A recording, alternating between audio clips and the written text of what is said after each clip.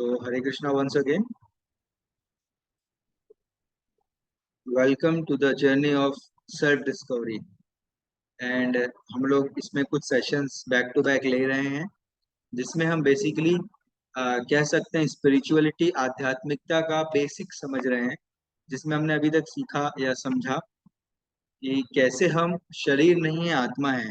And the problem with this modern generation or the problem with the people of 21st century or the problem with this modern education system is that कि हमको ये कभी बताया ही नहीं जाता है. But as soon as we start learning spirituality, we start learning Bhagavad Gita, जैसे हम चालू करते हैं तो जो पहला ज्ञान मिलता है. हरे कृष्णा अक्षय, वेलकम. सो हम जैसे स्पिरिचुअलिटी चालू करते हैं सबसे पहला ज्ञान क्या मिलता है? We are not this body, we are soul. तो ये तो हमने समझा, इसके कुछ फायदे भी समझे कि इस ज्ञान का फायदा क्या है, इसको हमको डेली लाइफ में हम कैसे अप्लाई कर सकते हैं. आज हमने लास्ट क्लास में एक कहानी सुनी थी, तो आई थिंक आप लोग दोनों ही लोग नहीं थे. तो आप, मैंने बाद में वीडियो भेजा था ग्रुप पे, लिंक लिंक भेजा था, तो आप में से किसी ने सुन पाए? विप्लव, अक्षय,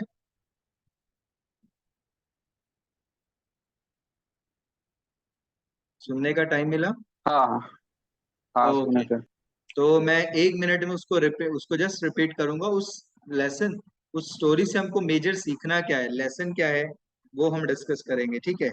सो मतलब स्टोरी थी 6 दोस्तों की, लेकिन उनकी खास बात थी कि वो वो 6 के 6 अंधे थे. उन्होंने एक दिन सोचा कि हाथी कैसा दिखता होगा, तो एक हाथी के पास गए और सबने अपने अपने तरीके से हाथी के बारे में जानने की कोशिश की. ओके, सबने अपने अपने तरीके से हाथी के बारे में जानने की कोशिश की. और तो क्या हुआ, एक गड़बड़, क्योंकि सब 6 के 6 क्या थे, अंधे थे, देवर ब्लाइंड. तो अपने अपने तरीके से वो हाथी को समझने की कोशिश कर रहे थे. तो एक ने उसका सूंड पकड़ा, बोला ये सांप है.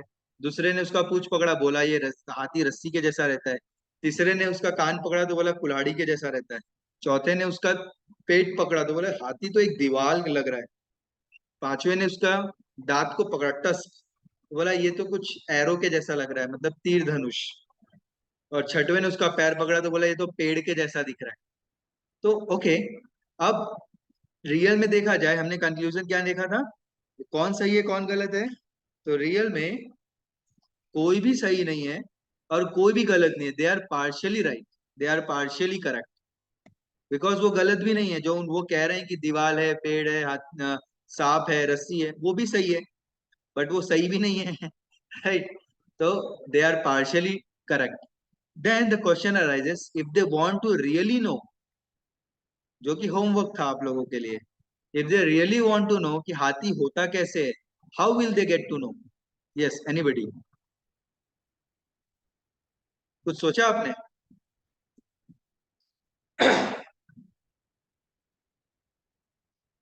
ओके, कोई बात नहीं. एक्चुअली इस क्वेश्चन का आंसर हमको इस सेशन के एंड पे मिलेगा. Okay, don't worry. बट अगर हम रियल में देखें तो वो जो 6 के 6 लोग थे, ब्लाइंड, दोनों 6 के 6 दोस्त थे, वो कर क्या रहे थे? What were they doing? They were trying to gain knowledge. किसके बारे में नॉलेज? हाथी के बारे में.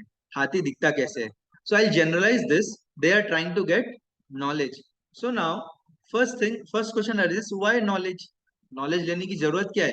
किसी चीज के बारे में ज्ञान प्राप्त करने की जरूरत ही क्या है? What is the need? Right? तो लेट अस सी. एक्चुअली हमने आई थिंक 4th या 5th सेशन में हमने इस पॉइंट के ऊपर डिस्कस भी किया था. हमारे शास्त्रों में आता है तमसो मा ज्योतिर्गमया मृत्योर्मा अमृतम गमया, कि हम लोग जब मटेरियल वर्ल्ड में होते हैं हम अंधकार में. अंधकार मतलब सूरज का उजाला या ट्यूबलाइट जला लिया उजाले में आके, वो वाला नहीं. कॉन्शियसनेस हमारा like it is not developed, okay, in spiritual sense. Okay, so we all are in andhakar, we all are not in knowledge.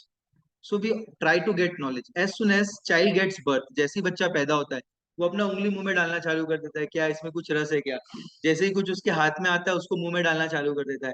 वो उसके बारे में नॉलेज लेने की कोशिश कर रहा है. जब भी आपने छोटे बच्चे को देखा होगा, माँ के पास आता है, वो क्या है, वो क्या है, पापा से पूछता है वो क्या है.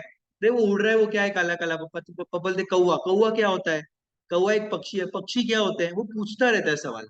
आपने छोटे बच्चों को देखा होगा, बहुत क्वेश्चन पूछते हैं वो लोग। आजकल के बच्चे बोलते हैं मोबाइल दे दो, हम सब खुद ही देख लेंगे यूट्यूब पे। इवन छोटे बच्चे भी, हैव यू सीन, KG 1 में बच्चा है, KG 2 में बच्चा है, बोलता है मोबाइल दे दो, माँ बाप भी बढ़िया से उसको यूट्यूब लगा के दे देते हैं, वो देख के खुश रहता है। That is wrong, but what is he doing, he is trying to get knowledge. हुआ है, नॉलेज का हमारा नीड क्यों है, जैसे हम बड़े भी होते हैं तो हम स्कूल जाते हैं, कॉलेज जाते हैं, because that is our inert nature, that is our inert nature. हमने देखा था सोल की क्या प्रॉपर्टी होती है, तीन क्वालिटी सोल की, किसी को याद है, देखते हैं। सोल की तीन प्रॉपर्टी या क्वालिटी। यस।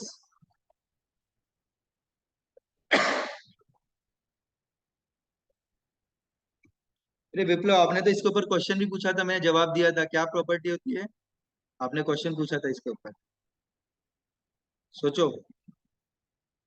मैंने लास्ट टू लास्ट क्लास में ही उसका आंसर दिया है।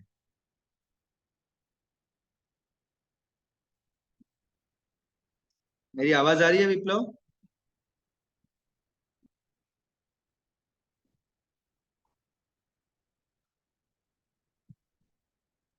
Akshay, are you getting my voice? Okay. Chat पे आया है कुछ, लेट मी चेक। हाँ, आवाज आ रही है। तो फिर वही मैं कह रहा हूँ, सोल की क्या प्रॉपर्टी होती है, तीन। आपने क्वेश्चन पूछा था 2 क्लास पहले, फिर मैंने एक्सप्लेन भी किया था क्लास के एंड पे। 3 शब्द, जो भगवान की भी वही प्रॉपर्टी है, हमारी भी वही प्रॉपर्टी है, लेकिन हम में कम है, भगवान में फुल है।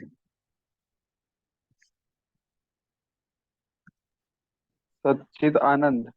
हाँ, वेरी गुड। सच्चिदानंद है ना। तो उसमें से एक क्या है, चित, is conscious, is knowledgeable. Sachchidanand, right. तो नॉलेज, जैसे कि अभी कोरोना आया था ना, कुछ एक साल पहले। तो जब कोरोना आया, जब पता चला कि ये एक प्रकार की बीमारी है, तो सारे साइंटिस्ट, सारे डॉक्टर एक ही चीज में लग गए कि इसकी दवाई निकालो। So they are trying to get knowledge about corona, ये कोरोना क्या है, इस कोरोना से बचा कैसे जा सकता है, कोरोना के सिम्टम्स क्या है। तो हमने कोरोना के बारे में नॉलेज लेना चालू किया, कुछ लोगों ने PhD भी कर लिया, है ना, कोरोना के बारे में। So that is there. So वो हमारा नीड है, क्या, नॉलेज लेना। अब लेकिन नॉलेज लेने के तरीके क्या होते हैं, तीन। और क्यों लिया जाता है नॉलेज, तो सबसे बेसिक अगर हमको उसको सिंपल लैंग्वेज में बोलना है, so first is to get free from ignorance. Ignorance मतलब अभी हमको किसी चीज का ज्ञान नहीं है, तो उसके बारे में हम ज्ञान लेने की कोशिश करते हैं, इग्नोरेंस से नॉलेज की तरफ बढ़ते हैं। दूसरा, टू मेक लाइफ कंफर्टेबल। जब हमको किसी की चीज के बारे में ज्ञान आ जाता है, तो फिर हमारा लाइफ कंफर्टेबल हो जाए। जैसे कि बहुत ज्यादा गर्मी हुई, तो हमने क्या किया, फैन का इन्वेंशन किया, है ना।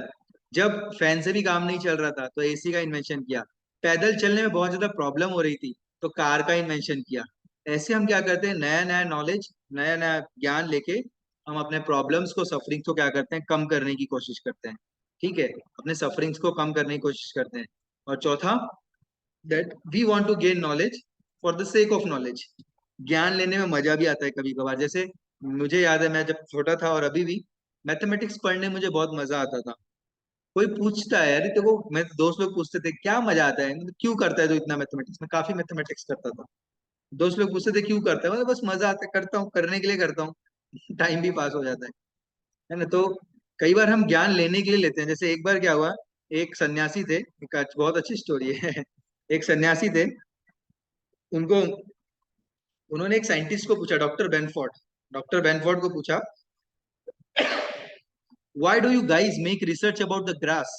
घास, पता है ना, घास, घास के बारे में क्या रिसर्च करते हो, मतलब एक घास रहती है पतली सी डंडी, उसके बारे में रिसर्च करने की क्या जरूरत है, why do you make research. So handy said, आप लोग ने उसके ऊपर मोटी मोटी किताबें लिख दी है, यू हैव रिटन टू बल्कि volumes of books on this topic of grass.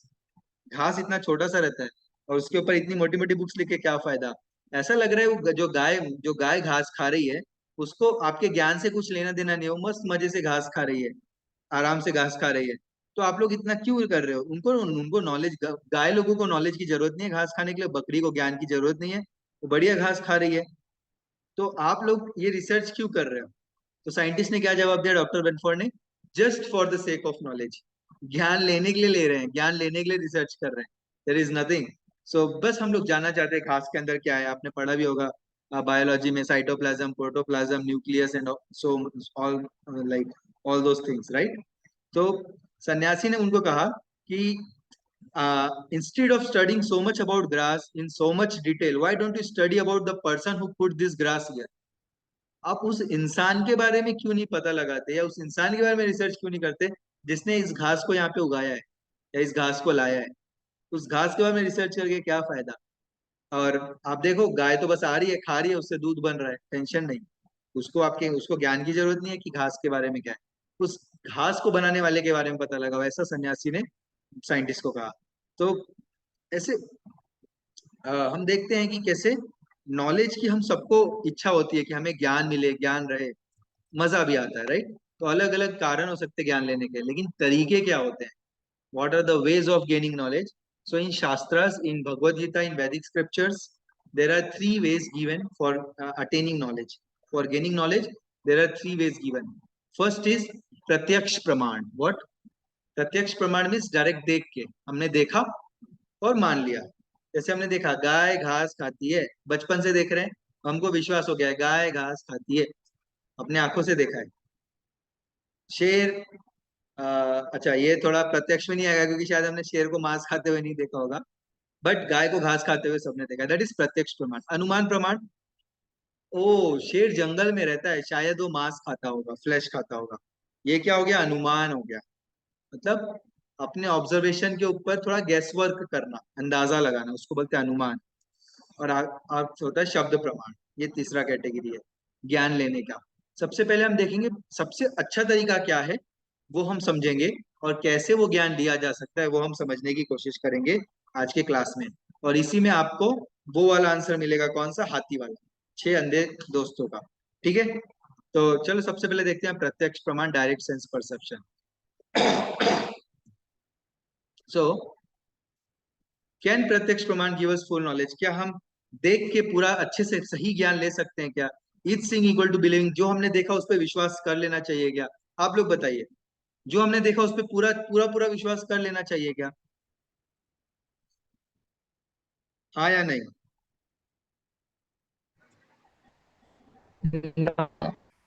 Sorry,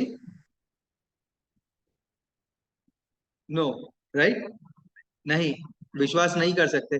but कुछ लोग बोलते नहीं, मुझे दिखाओ, पहले मुझे भगवान दिखाओ, मेरे सामने खड़े होंगे तभी मैं मानूंगा भगवान को। या फिर कोई बोलता है मुझे मोदी को दिखाओ, अगर मेरे सामने मोदी आएगा तो मैं मानूंगा मोदी है, ना तो कोई मोदी नहीं है, कोई नरेंद्र मोदी नहीं है दुनिया में। ऐसे कुछ लोग कह सकते हैं, बट एक्चुअली ऐसा नहीं है। कैसे? चलो देखते हैं, इसका प्रूफ देखते हैं। जैसे देखो, अगर हम रेल पटरी को देखते हैं तो ऐसा लगता है कि दूर जाके रेल पटरी क्या हो रही है, मर्ज हो जा रही है, बट रियल में मर्ज होती है क्या? क्योंकि रियल में मर्ज होती तो ट्रेन थोड़ी देर आगे आके एक्सीडेंट हो जाता, बट ट्रेन का एक्सीडेंट नहीं होता है, वो चलता रहता है, चलता रहता है। तो हमको हमारी आंखों को दिख रहा है, लेकिन रियल में है क्या? नहीं। हम कई ऐसे मिरर्स होते हैं, आप कभी मॉल वगैरह में गए होंगे तो देखा होगा, उसमें आप छोटे दिखते हो, बड़े दिखते हो, मोटे दिखते हो, पतले दिखते हो, बट रियल में आप वैसे हो क्या? नहीं। रिफ्रैक्शन आप सभी ने साइंस में, फिजिक्स में पढ़ा होगा। जब एक पेंसिल को पानी में डालो तो ऐसा लगता है वो टूट गई है, बट वो रियल में टूटी है क्या? नो, वापस पानी से निकालो, सही रहती है पेंसिल। तो हमारी आंखों को कुछ दिख रहा है, मिराज आपको पता होगा, ऐसे लगता है रोड पे आगे पानी है, बट आगे जाओ तो पानी नहीं है। और आपने सुना होगा मृग तृष्णा, कहते हैं इसको, मृग तृष्णा। जब कोई जानवर, मृग तृष्णा नहीं, इसको कुछ और कहते हैं संस्कृत में, याद नहीं आ रहा है। तो जब जैसे कोई जानवर होता है, वो जब वो रेगिस्तान में फंस जाता है, अपना रास्ता भूल जाता है, उसको बहुत तेज प्यास लग जाती है क्योंकि वहां पे गर्मी बहुत होती है।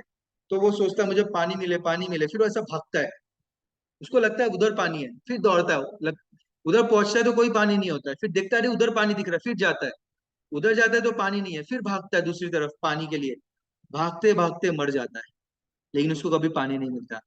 ये उसकी आंखों को दिखता है, बट रियल में पानी है क्या? नहीं। मतलब जो हमको आंखों को दिख रहा है, हमारी आंखों को जरूरी नहीं है कि वैसा हो। सिंपली हमारे बाकी सेंसेस के साथ भी है, नॉलेज एक्वायरिंग सेंसेस, मैंने आपको 12 से 13 15 सेंस, 13 14 सेंसेस बताए ना। Knowledge acquiring senses, working senses, mind, intelligence, false ego, right. तो हमारे जितने भी नॉलेज एक्वायरिंग सेंसेस है उनके साथ ऐसा ही है, सब लोग उसको धोखा दे देते हैं। आंखों को जो दिखता है वो होता नहीं, कानों को जो सुनाई आता है वैसा होता नहीं है।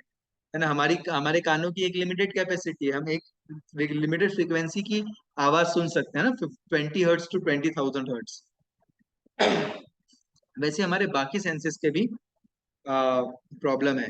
तो ऐसा क्यों होता है? बिकॉज वी हैव 4 डिफेक्ट्स, जो आज आपका हमारा टॉपिक था। तो हमारा मेन टॉपिक तो 3 वेज ऑफ गेनिंग नॉलेज है, उसमें आता है 4 डिफेक्ट्स। अब डिफेक्ट्स, किसी को आप बोलो आप में ये कमी है, आप जैसे किसी दोस्त को जाके बोलो, या किसी आप दोस्त को बोले यार तुझे मैथमेटिक्स समझती नहीं है, मत पढ़ कैसे।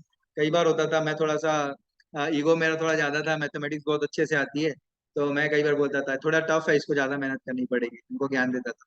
तो एक्चुअली हम कभी कभार किसी को बोल सकते हैं तुम में ये कमी है, बट सामने वाला विश्वास नहीं करता है, राइट। तो या फिर वो बोलता है नहीं मैं इस कमी को दूर कर दूंगा।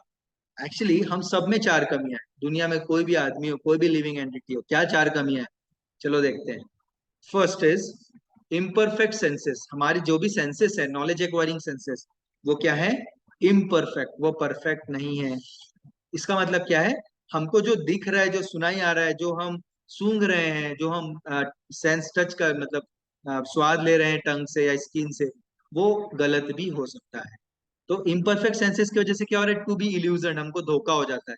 अब धोखा हो गया, लेकिन किसी को बताया कि यार मुझे गलत दिखा, मेरी आंखों को जो दिखा वैसा था नहीं, तो फिर सामने वाला क्या करेगा? हमारी मजा लेगा। तो हम क्या कहते हैं? झूठ बोलते हैं। We have tendency to commit sorry we have tendency to commit mistake. हमसे गलतियां हो जाती है क्योंकि हम हमारी आंखों को धोखा हुआ, जैसा है वैसा दिख नहीं रहा है हमको, कि जो दिख रहा है हम उसके ऊपर से डिसीजन लेते हैं, बट जो दिख रहा था वो गलत था, मतलब डिसीजन भी क्या हो जाएगा? गलत हो जाएगा। Tendency to commit mistake. और फिर क्या होता है? अब गलती हो गई तो किसी को बता नहीं सकते, तो गलती छुपाने क्या करते हैं? गलती को हम छुपाते हैं, चीटिंग करते हैं। और एक बार एक गलती को छुपाई तो एक झूठ के लिए 100 झूठ बोलने पड़ते हैं, वो तो आपने सुना ही होगा, राइट। तो इन चारों को हम थोड़ा डिटेल में समझेंगे। सबसे पहला इम्परफेक्ट सेंसेस। आपको बीच में कोई भी क्वेश्चन आता है, कोई भी टर्म आपको नहीं समझता है, आप तुरंत माइक ऑन करके बोलिए, आपको क्लास एंड होने का इंतजार करने की जरूरत नहीं है। Just on your mic and you can ask question, okay, no problem. Any question you can ask. Of course class के बीच में पूछोगे तो क्लास से जो हम पढ़ रहे हैं उससे रिलेटेड। तो इम्परफेक्ट सेंसेस, तो हमारे सेंसेस इम्परफेक्ट है। आंखों का तो हमने अभी अभी देखा है ना, थोड़ी देर पहले ही। तो हमारी आंखें क्या होती हैं? सिर्फ आपने पढ़ा होगा साइंस में, सिर्फ विजिबल लाइट जो है, हमारा विजिबल रेंज है, उसी को देख पाती है। इंफ्रारेड, अल्ट्रावायलेट, बाकी सबको हम देख नहीं सकते, राइट। हमारे कान जो है 20 हर्ट्स टू 20,000 हर्ट्स ही सुन सकते हैं। लेकिन ऐसे कुछ जानवर है जो इंफ्रासोनिक और अल्ट्रासोनिक भी सुन लेते हैं। जैसे चमगादड़ होते हैं, वो अल्ट्रासोनिक साउंड भी सुन लेते हैं। और चूहा होता है, वो इंफ्रासोनिक सुनता है। इसलिए आज सुना रैट, आपने सुना होगा रैट, रैट क्या होता है वो, रैट अवे करके एक मशीन आता है, उसको आप चालू करो, स्विच ऑन करो, खन आवाज करता है और सारे चूहे घर से भाग जाते हैं। अब हमको कोई आवाज नहीं आती, हमको लगता है स्विच ऑन क्या हुआ भी नहीं हुआ कुछ पता नहीं, लेकिन सारे चूहे भाग जाते हैं क्योंकि हमको उनसे प्रॉब्लम नहीं होती है, लेकिन वो चूहों को बहुत प्रॉब्लम होती है और चूहे सारे घर के बाहर भाग जाते हैं। तो लेकिन हमारा जो रेंज है वो क्या है? 20 हर्ट्स टू 20,000 हर्ट्स। हर्ट्स मतलब हम उसके रेंज में ही सुन सकते हैं, मतलब हमारे कान भी इम्परफेक्ट है। तो अभी कोई बोल सकता है ना कि मेरे सेंसेस इम्परफेक्ट है, लेकिन मैं मशीन का यूज करके ज्ञान ले लूंगा, मैं मशीन का यूज कर सकता हूँ। लेकिन एक साइंटिस्ट है यूजन विगनर, उन्होंने क्या कहा कि आप, जैसे कुछ लोग होते हैं ना, बोलते हैं टेलीस्कोप से हम स्टार्स को देख सकते हैं, आंखों से तो उतना नहीं समझ आता, बट टेलीस्कोप से देख सकते हैं। बट एक साइंटिस्ट ने ही कहा फिर कि भले ही आप टेलीस्कोप से देख रहे हो, लेकिन जो फाइनल ऑब्जर्वेशन है वो तो आपकी आंखों से ही हो रहा है, या आपने फोटो खींचा, लेकिन उन फोटो को ऑब्जर्व तो आप अपने सेंसेस से ही कर रहे हो ना, राइट। तो हम जो भी कर रहे हैं, फिर जो इंस्ट्रूमेंट है वो भी हमारे इम्परफेक्ट सेंसेस नहीं बनाया है, मतलब वो इंस्ट्रूमेंट भी इम्परफेक्ट हो सकते हैं। तो ओवरऑल हमारे पास जो नॉलेज आ रहा है वो जरूरी नहीं है परफेक्ट हो। कुछ चीजें सही हो सकती है, कुछ चीजें गलत हो सकती है। We can not say that it is absolute truth, वो ही असली ट्रूथ है ऐसा तो नहीं कहा जा सकता। वो थोड़ा ज्यादा अपने आप को बढ़ा के बोलना हो जाएगा, right. So we have imperfect senses. अब होता क्या है इम्परफेक्ट सेंसेस से? हम इल्यूजन में आ जाते हैं, हमको धोखा होता है। जैसे कि आप गुलाब जामुन खाओ या कुछ मीठा खाओ, उसके बाद ऑरेंज खाओ, संतरा, तो आपको खट्टा लगेगा। आप पहले नींबू खाओ फिर संतरा खाओ तो आपको मीठा लगेगा। अब रियल में जो संतरा है वो खट्टा था कि मीठा, कैसे पता चलेगा? हमारा टंग क्या हो गया? टंग को धोखा हो गया। जो उसने बोला जरूरी नहीं वो सच हो। वैसे स्किन में, अगर आपका हाथ ठंडा है और आपने गर्म पानी को टच किया तो वो ठंडा ही लगेगा, और आपने गर्म पानी से ठंडे पानी को टच किया तो गर्म लगेगा, बट पानी तो ठंडा गर्म था, मतलब अलग अलग था। सो हमारे स्किन को भी इल्यूजन हो सकता है। तो जैसे कि अभी देखते हैं हम कुछ एक्टिविटी, इसमें मैं सिर्फ एक लूंगा, ज्यादा नहीं, क्योंकि काफी सारे हमारा टाइम भी बचाना है हमें। जैसे ये पिक्चर है, इसमें देखो, आप देखोगे ध्यान से तो आपको आपको यहाँ पे आइडेंटिफाई करना है रियल में पिक्चर में कि आपको क्या दिख रहा है। तो अलग अलग लोग अलग अलग चीज देख सकते हैं। जैसे कि ये पिक्चर में आप देखो, इसको बताओ, फिर एक और लेंगे, उसके बाद हम सारे पिक्चर्स नहीं लेंगे। बताओ क्या दिख रहा है आपको इसमें।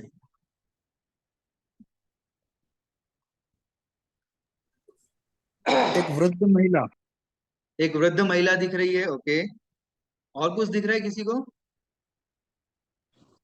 मुझे तो और तीन चीजें दिख रही है, दो चीजें। एक, माउंटेन जैसा दिख रहा है। हाँ, माउंटेन माउंटेन जैसा दिख रहा है। Mountain, very nice. ऐसा लग रहा है माउंटेन है, वेरी गुड वेरी गुड। ऐसा लग रहा है एक यंग लड़की है ना, सामने से देखने में लग रहा है एक यंग गर्ल है। उसके बाल सामने है ऐसे, वो स्टाइल निकल लगाते हैं ना लड़कियां लोग सामने बाल करके, वैसा दिख रहा है। और ऐसा लग रहा है वल्चर है, देखो उसके जो ऐसे कपड़े हैं, नहीं वल्चर का, ऐसा लग रहा है पंख है वल्चर का, कोई पक्षी दिख रहा है।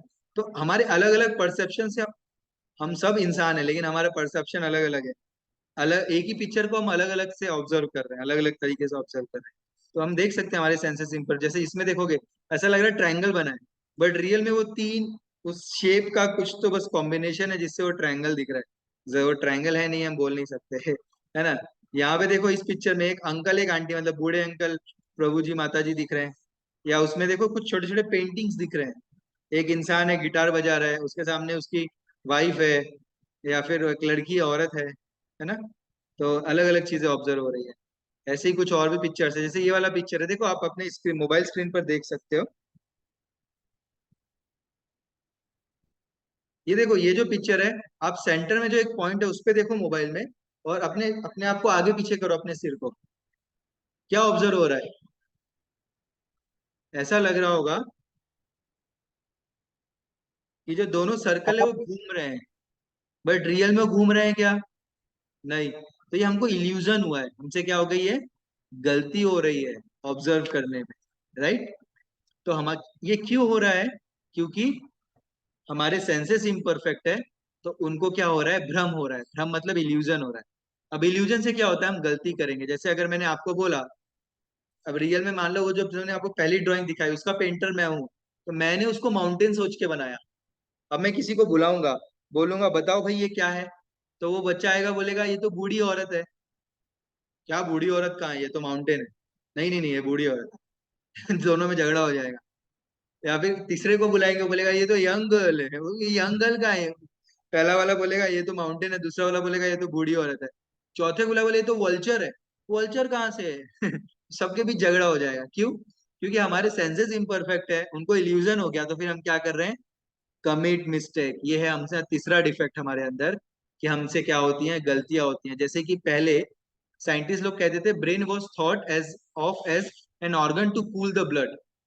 ब्लड को ठंडा करने के लिए माइंड होता है, ब्रेन होता है, बट ब्रेन उसके लिए नहीं होता है। ब्रेन तो पूरा फंक्शन कर रहा है। वो माइंड है एक प्रकार से, स्टोर हाउस ऑफ थॉट्स है, राइट।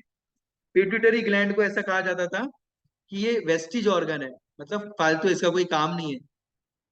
लेकिन बाद में पता चला कि पिट्यूटरी ग्लैंड मास्टर ग्लैंड है, वो हटा दिया तो पूरा बॉडी गया, कोई काम का नहीं। तो ऐसी गलतियां हम लोग ने किया है इसके पहले, या साइंस ने किया है। एक जैसे साइंस में आपने फिजिक्स में पढ़ा होगा अलग अलग कांस्टेंट, प्लैंक कांस्टेंट और हाइजेनबर्ग कांस्टेंट।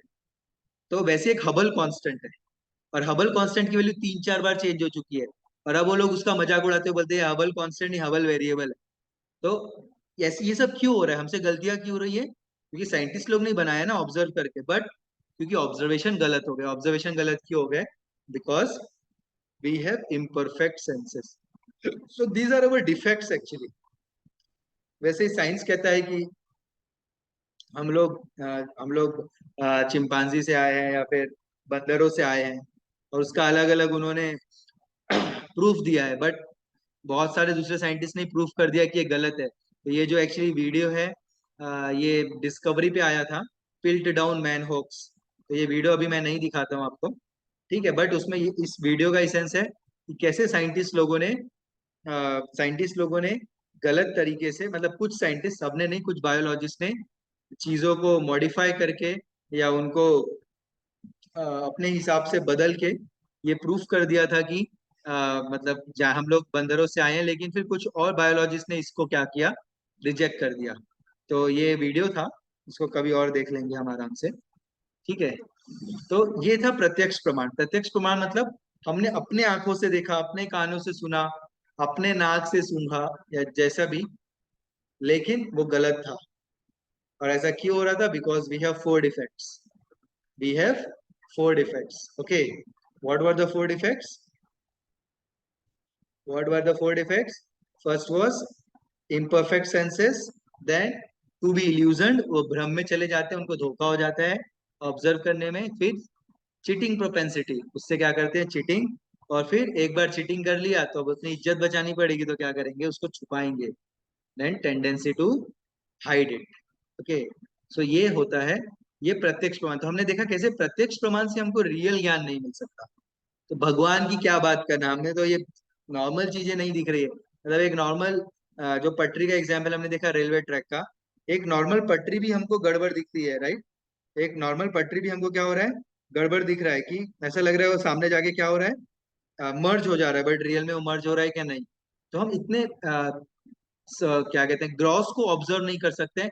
तो भगवान को हमारे इंटेलिजेंस, जैसे हम बोलते हैं लोगों का इंटेलिजेंस, तुम्हारे पास बुद्धि है, दिमाग है तुम्हारे पास, बोलेगा हाँ है, दिखाओ। तो बोलेगा भाई कहाँ से दिखाओ अपना इंटेलिजेंस, तो बस थोड़ी देर मुझसे बात कर, तुझे समझ में आ जाएगा, राइट? ऐसे हम, ऐसे कोई बोल सकता है। तो वो चीज हम अपने आंखों से ऑब्जर्व नहीं कर सकते, बट वो है। मतलब जरूरी नहीं कि इंटेलिजेंस आपको दिखे, वो आप किसी के साथ डीलिंग में ऑब्जर्व कर लोगे। तो प्रत्यक्ष प्रमाण is not only way to gain knowledge, और is not a perfect way to gain knowledge. तो सेकंड वे इज अनुमान प्रमाण। अनुमान means theories based on observation. हमने देखा और बोला हाँ ऐसा हो सकता है। सकता है जहां पे आ गया वो क्या हो गया, अनुमान प्रमाण। ठीक है, तो अनुमान प्रमाण हम लोग डेली लाइफ में कुछ ना कुछ तुक्का मारते ही हैं, अनुमान करते ही हैं, ये ऐसा होगा वो वैसा होगा, बट ये बहुत खतरनाक हो सकता है। जैसे कि एग्जाम्पल, मान लो अ, आप कहीं से गुजर रहे थे और आपको अंदर से शोर की आवाज आई, शोर मतलब शोर शराबे की आवाज आई। ठीक है, तो अभी कोई भी क्या होगा, वो सोचेगा कि अरे क्या हो रहा है, मतलब अगर दरवाजा बंद है अंदर से, अंदर क्या हो रहा है, तो आप लोगों ने कान लगा के ऐसे सुना। तो फिर आपने, किसी ने सोचा कि अरे शायद लग रहा है कोई हस्बैंड और वाइफ, कपल जो है हस्बैंड वाइफ फाइटिंग कर रहे हैं। तो नहीं नहीं यार, ये लोग तो बहुत अच्छे कपल है, ये लोग क्यों फाइट करेंगे। दूसरे ने बोला अरे नहीं, हो सकता है ड्रामा की प्रैक्टिस चल रही होगी अंदर, जिसमें झगड़े का सीन का प्रैक्टिस कर रहे हैं। तो जब रियल में दरवाजा खोला तो पता चला हम, टीवी चालू थी, कोई था ही नहीं घर में, वो गलती से टीवी खोल के भूल गए और चले गए बाहर, और अंदर में टीवी चालू थी और वो टीवी में सीन चल रहा था झगड़े का। तो आपने अनुमान लगाया कि अंदर फाइटिंग चल रही है या ड्रामा की प्रैक्टिस चल रही है, सही हुआ क्या? अनुमान प्रमाण is also not a, may not be A correct way, वो भी सही तरीका नहीं हो सकता है ज्ञान को लेने का, ज्ञान को अर्जन करने का। जैसे कि डाल्टन, आपने साइंस में पढ़ा होगा, फिजिक्स में 9th क्लास में, क्योंकि सब वो बैकग्राउंड से आए हैं, तो मैं वैसे एग्जांपल लेता हूँ। ठीक है, so Dalton said atoms can't be split. Dalton ने क्या किया, एटम्स को हम ब्रेक नहीं कर सकते, वो सबसे अंदर वाला पार्ट है, it is the fundamental part of a matter, right? लेकिन बाद में फिर क्या हुआ, अलग अलग साइंटिस्ट आए, रुदरफोर्ड आए और अलग अलग आए, जिन्होंने क्या कहा, हम एटम को ब्रेक कर सकते हैं, उसके अंदर electron proton neutron and all that. उसका अभी तो एंटी एंटी न्यूट्रॉन और एंटी प्रोटॉन वाली बातें भी चल रही है। ठीक है, तो हम लोग डायरेक्ट अपने आंखों से देख के, अपने सॉरी अपने दिमाग से ऑब्जर्व करके या फिर ग्रेस वर्क करके हम रियल नॉलेज गेन करना बहुत मुश्किल है। जैसे कि डार्विन ने भी ऐसे ही किया। डार्विन ने ऑब्जर्व किया, मतलब जो भी ऑब्जर्व किया होगा आप ओरिजिन ऑफ स्पीसीज आपको पढ़ने की जरूरत नहीं, आप थोड़ा उसके ऊपर, कभी हम बैठेंगे तो मैं बताऊंगा ओरिजिन ऑफ स्पीसीज में क्या है। तो थोड़ा बहुत देखा, दुनिया में ऑब्जर्व किया, नेचर में जाके, जंगलों में जाके, और अपनी अपनी थ्योरी दे दिया कि हम लोग बंदरों से आए हैं, ये जानवर ऐसे हुआ, ऐसे इवॉल्व हुआ, नेचुरल सिलेक्शन हुआ, best fit, survival of the best fit, ये सब हुआ, सर्वाइवल ऑफ द फिटेस्ट, ये सारी थ्योरी उन्होंने दे दी ऑब्जर्व करके। तो वो एक प्रकार का अनुमान प्रमाण था। और लॉजिकली भी हम देख समझ सकते हैं कि बहुत सारी चीजें उसमें, मतलब बहुत सारी चीजें एकदम गलत होगी या हो, गलत है उसमें। ठीक है, सो इट में बी लाइक दिस, इट में बी लाइक दैट। तो जैसे कि चार्ल्स डार्विन का एक स्टेटमेंट है, उन्होंने अपने दोस्त को AR वेलेस को मैसेज लिखा, उन्होंने पत्र लिखा, लेटर लिखा, उसमें बोला I am firm believer that without speculation there is no good, and original observation. After 5 years work, I allowed myself to speculate on the subject and drew up some short notes. This I enlarged in 1844 into the sketch of the conclusions, which seemed to me probable. Origin of species. So वो कह रहे हैं कि बिना speculation के, बिना हम अपने बुद्धि को थोड़ा लगाए दौड़ाए या उसमें थोड़ा सा मिर्च मसाला डाले, हम किसी कंक्लूजन पे नहीं पहुंच सकते। और मैंने ऐसा ही किया, मैंने थोड़ा वो सब किया और मैं एक कंक्लूजन पे पहुंचा। और जो भी उनका कंक्लूजन है वो हमने थोड़ा बहुत साइंस में पढ़ा है, राइट। लेकिन हम रियल में देखें तो जो फॉसिल फ्यूल्स हैं या जो रॉक्स के जो हिस्ट्री है, रिकॉर्ड है, उसमें देखोगे कि जब जितना रिकॉर्ड आपको बंदरों का मिलता है उतना रिकॉर्ड आपको इंसानों का भी मिलता है। मतलब पास्ट में हर समय पे इंसान और जानवर एक साथ एग्जिस्ट करते थे, या इंसान और बंदर एक साथ एग्जिस्ट करते थे। ऐसा फॉसिल फ्यूल नहीं है कि एक समय पे जाके इंसान का फॉसिल फ्यूल मिलना बंद हो गया और सिर्फ बंदरों का मिल रहा है, ऐसा नहीं है। So man came from monkeys, actually थोड़ा ये गड़बड़ है समझने के लिए। Human beings and apps simultaneously existed millions of year ago, वो साथ में हमेशा के लिए मिले पाए जाते हैं। वैसे ही डार्विन ने अपने ओरिजिनल बुक में लिखा है, मैं ये नहीं बोल रहा हूँ कि आप मुझे मानो, आप जाके बुक पढ़ना होगा तो पढ़ लेना। 1964 एडिशन पेज नंबर 184 पे उन्होंने लिखा है, in North America the black bear was seen swimming for hours with wide open mouth thus catching like a whale insects in water. Even if so extreme a case as this, भले ये बहुत मुश्किल है, लेकिन हुआ क्या होगा, शायद शायद if the supply of insects were constant, अगर उसके मुंह में कंटिन्यूअस इंसेक्ट्स आ रहे होंगे और उसके लिए उसके अपोज करने के लिए कोई और जानवर नहीं होगा, तो शायद वो नेचुरल सिलेक्शन से और ज्यादा खाता गया, बड़ा होता गया और एक दिन वो वेल बन गया। मतलब जो बियर था, बियर ब्लैक बियर भालू, वो क्या बन गया, वेल बन गया। कैसे? तो ये डार्विन ने अपने ओरिजिन ऑफ स्पीसीज में लिखा है। सो ये एक्चुअली हम लोग जब बोलते हैं भगवान है या हम भक्ति करिए अच्छे से, हम जब भगवान के नाम का जप करते तो हमारे हृदय से काम क्रोध लोभ मोह मद मत्सर्य जो 6 वासनाएं हैं वो कम होती जाती है, हमारा हृदय शुद्ध होता है। जब हम ऐसा बोलते हैं तो कोई बोलता है बताओ तुम्हारा हृदय कहाँ शुद्ध हो रहा है, बताओ भगवान कहाँ है, मेरे सामने लाके खड़ा करो। तो हम देखते हैं साइंस में भी कितने सारे ऐसे मतलब काइंड ऑफ तुक्के या फिर एक हाइपोथेसिस मान लिया जाता है, उसको हम आंख बंद करके मान लेते हैं। जैसे यहाँ पर देखिए, साइंस की बुक में, हमने नाइन्थ की बुक में जब हम बच्चे थे, हमने बस पढ़ा कि man have come from monkeys या नेचुरल सिलेक्शन है। मैंने खुद पढ़ा ये चीज बायोलॉजी में, नाइन्थ नहीं 10th क्लास में हमारे बायो के बुक में था, एनसीईआरटी में, कि मतलब जो एक थ्योरी है कि बीच में मान लो नदी है और एक एक किसी भी नेचुरल तरीके से एक जो पॉपुलेशन का जो एक हिस्सा है वो नदी के इस तरफ आ गया या किसी भी तरीके से आइसोलेट हो गया, और दूसरा हिस्सा इस तरफ है और उसके बाद उन्हें कोई कॉम्बिनेशन नहीं हो रहा है, तो ये धीरे धीरे इवॉल्व करके कोई नई प्रजाति बन जाएगी। ये जस्ट एक थ्योरी है। यू टेल मी, आप किसी कुछ इंसानों को ले जाके किसी आइलैंड में रख दो अकेले, हाँ उनमें कुछ हैबिट्स आ जाएंगी, बट वो इंसान से कुछ नई प्रजाति एकदम से नहीं बन जाएंगे, वो खत्म हो जाएंगे या जो भी है। तो उसमें हमने सिर्फ पढ़ा 10th क्लास में, नेचुरल सिलेक्शन हुआ होगा और ये जानवर, ये इंसान से वो इंसान आ गया, ये हो गया वो हो गया, और हमने मान लिया बिकॉज हमको किसी ने कोई ऑप्शन नहीं दिया, हमने पढ़ा रटा उसको, बुक क्वेश्चन के आंसर्स में लिख के आ गए स्कूल में और उसको मान लिया। और आज हमको जब कोई भगवान के बारे में बोलता है तो हम बोलते हैं हमको सामने दिखाओ। तो हमें बोलना चाहिए कि हमें, आप हम आपको 10 बंदर देते हैं, आप उससे हमको इंसान बना के दिखाओ राइट। तो we can question like this, right. So so many things are there. वैसे ही जिराफ का तो आपने बुक्स में भी पढ़ा होगा, जो लंबे जिराफ थे, सर्वाइवल ऑफ द फिटेस्ट। जो छोटे जिराफ थे वो, उनको खाना नहीं मिला, मर गए, बट वो क्या नीचे पानी नहीं पी पा रहे थे, या नीचे की घास खत्म हो गई थी क्या, ऊपर के पेड़ों की घास खाना था। तो ऐसा जिराफ के थ्योरी में आता है कि जो जिराफ के गले लंबे थे वो ऊपर का पत्तों का, पेड़ के पत्ते खाते गए और जिंदा रहे, बाकी छोटे वाले मर गए। वो नीचे की घास खा सकते थे, राइट, या जाके पॉन्ड में, पास के तालाब में पानी पी सकते थे। उनको पेड़ की घास खानी थी, पेड़ के पत्ते ही खाने थे क्या? ऐसे बहुत सारे क्वेश्चन मन में आते हैं नॉर्मली। तो वी कैन आस्क क्वेश्चंस, जो भी ऐसी बातें करते हैं उनसे, ठीक है।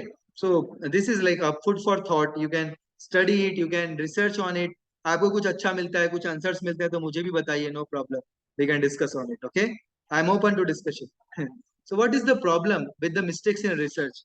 जब रिसर्च में कुछ मिस्टेक हो जाती है हमारे अंदर, जो हमने 4 डिफेक्ट्स देखा, अगर उन डिफेक्ट्स की वजह से कुछ मिस्टेक होती है तो प्रॉब्लम क्या होता है? तो एक बहुत फेमस एग्जाम्पल है। अच्छा, कुछ लोग बोल भी सकते हैं क्या प्रॉब्लम है, थोड़ी बहुत गलती हो भी गई तो, हमको थोड़ा बहुत ज्ञान मिल ही रहा है ना। और वैसे भी साइंटिस्ट लोगों ने हमको इतने अच्छे अच्छे इलेक्ट्रॉनिक गैजेट्स दिए हैं, उन्होंने एक्सपेरिमेंट किया, गैजेट्स बनाए, तभी तो हमको मिला, और हम उसका फायदा उठा रहे हैं। तो कोई प्रॉब्लम नहीं है, आप रिसर्च करिए, लेकिन रिसर्च करने में जो गलतियां होती है उसको भी मानना पड़ेगा। जैसे कि भले ही आपको गैजेट्स आ गए हैं, लेकिन गैजेट्स के बाद प्रॉब्लम्स भी तो बढ़ गए हैं। आज यूथ जो है वो आउट ऑफ कंट्रोल हो गया है। आप पेरेंट्स को देखिए, मतलब मैं बच्चों को पढ़ाता हूँ, कई बार पेरेंट्स स्कूल में आते हैं और बोलते हैं हमारा बेटा हमारे आउट ऑफ कंट्रोल है। लिटरली मैं आपको मिला सकता हूँ ऐसे पेरेंट्स से, हमारा बेटा हमारे आउट ऑफ कंट्रोल है, हमारी बिल्कुल नहीं सुनता है। सर आप ही समझाइए कुछ, शायद आपकी बात मानता है, आपको अप्रिशिएट भी करता है, ऐसा बोलते हैं पेरेंट्स। आप बोल के देखिए शायद सुधर जाए, ऐसा पेरेंट्स बोलते हैं खुद। और ये तो एक बीमारी है, मतलब आउट ऑफ कंट्रोल हो गए हैं बच्चे इन गैजेट्स की वजह से ना। बच्चों के पास मोबाइल मिल गया, अपने आप को बस शहंशाह समझ लेते हैं, and they deny their parents order और पेरेंट्स इंस्ट्रक्शंस आल्सो, राइट। और उसके अलावा sleeplessness, computer vision, depression, loss of relationship, सब इतनी सारी प्रॉब्लम्स बढ़ गई है गैजेट्स की वजह से। और इससे भी एक सिलिकॉन वैली रिसर्च है, थोड़ा टाइम कम है, इसको मैं स्किप करता हूँ। एक ये बहुत इंटरेस्टिंग है जो मुझे लगता है, ब्यूबोनिक प्लेग। बहुत पहले ब्यूबोनिक प्लेग आया था वेस्टर्न वर्ल्ड में। उसमें क्या हुआ था, सब लोग को बीमारी हो रही थी। आप देखो यहाँ पे देख सकते हो कि जो पूरा वर्ल्ड का एक हिस्सा ब्यूबोनिक प्लेग से प्रभावित हुआ था और सफर कर रहा था। और देखो कैसे छोटे से देश, अगर रेड वाले मैप में देखोगे, एक छोटे से देश से चालू हुआ था। वो स्लाइड आगे नहीं बढ़ी क्या? हाँ बड़ी, ओके। एक छोटे देश से चालू हुआ, छोटे सिटी से, और धीरे धीरे बढ़ता गया।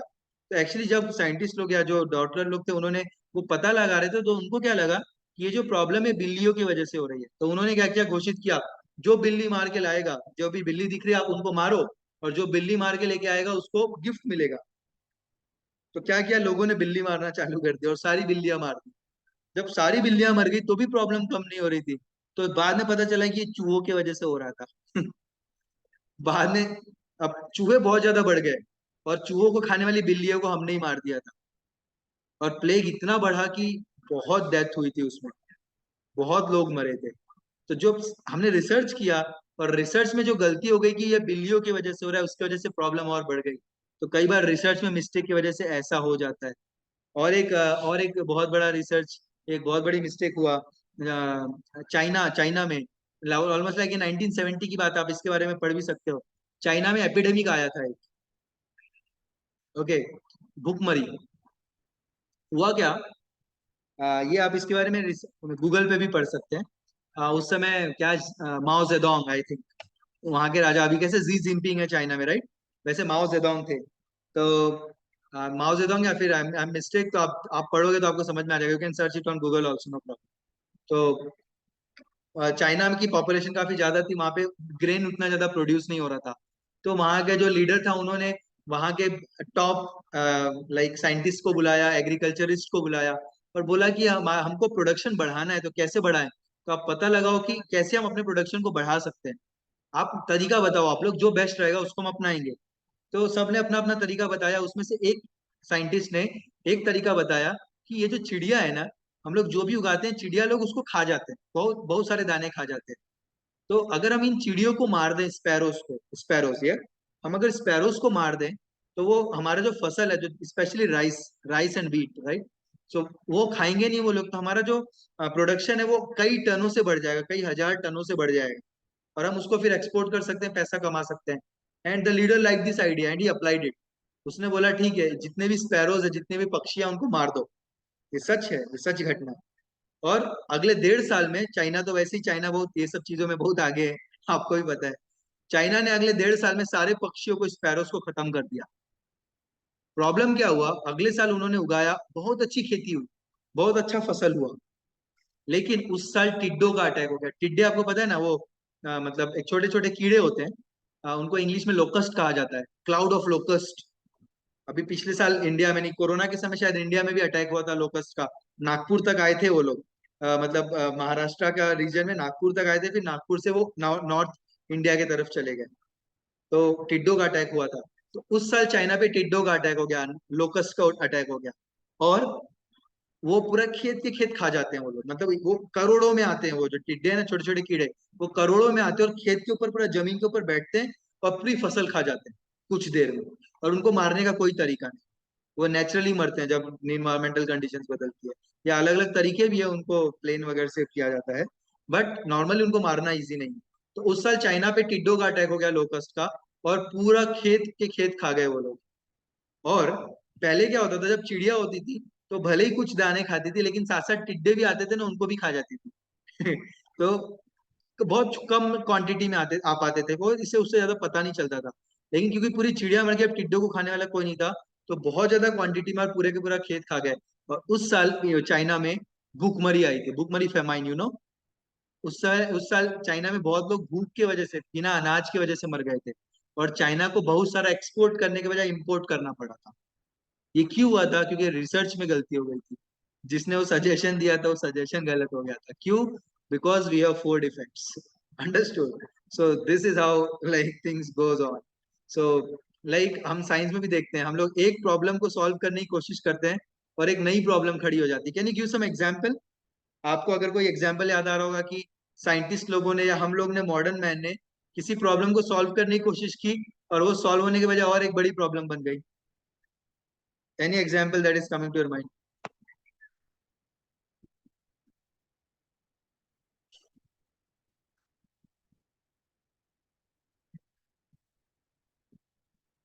यस, बोलिए, आप सभी लोग समझदार लोग हैं, पढ़े लिखे हैं भाई।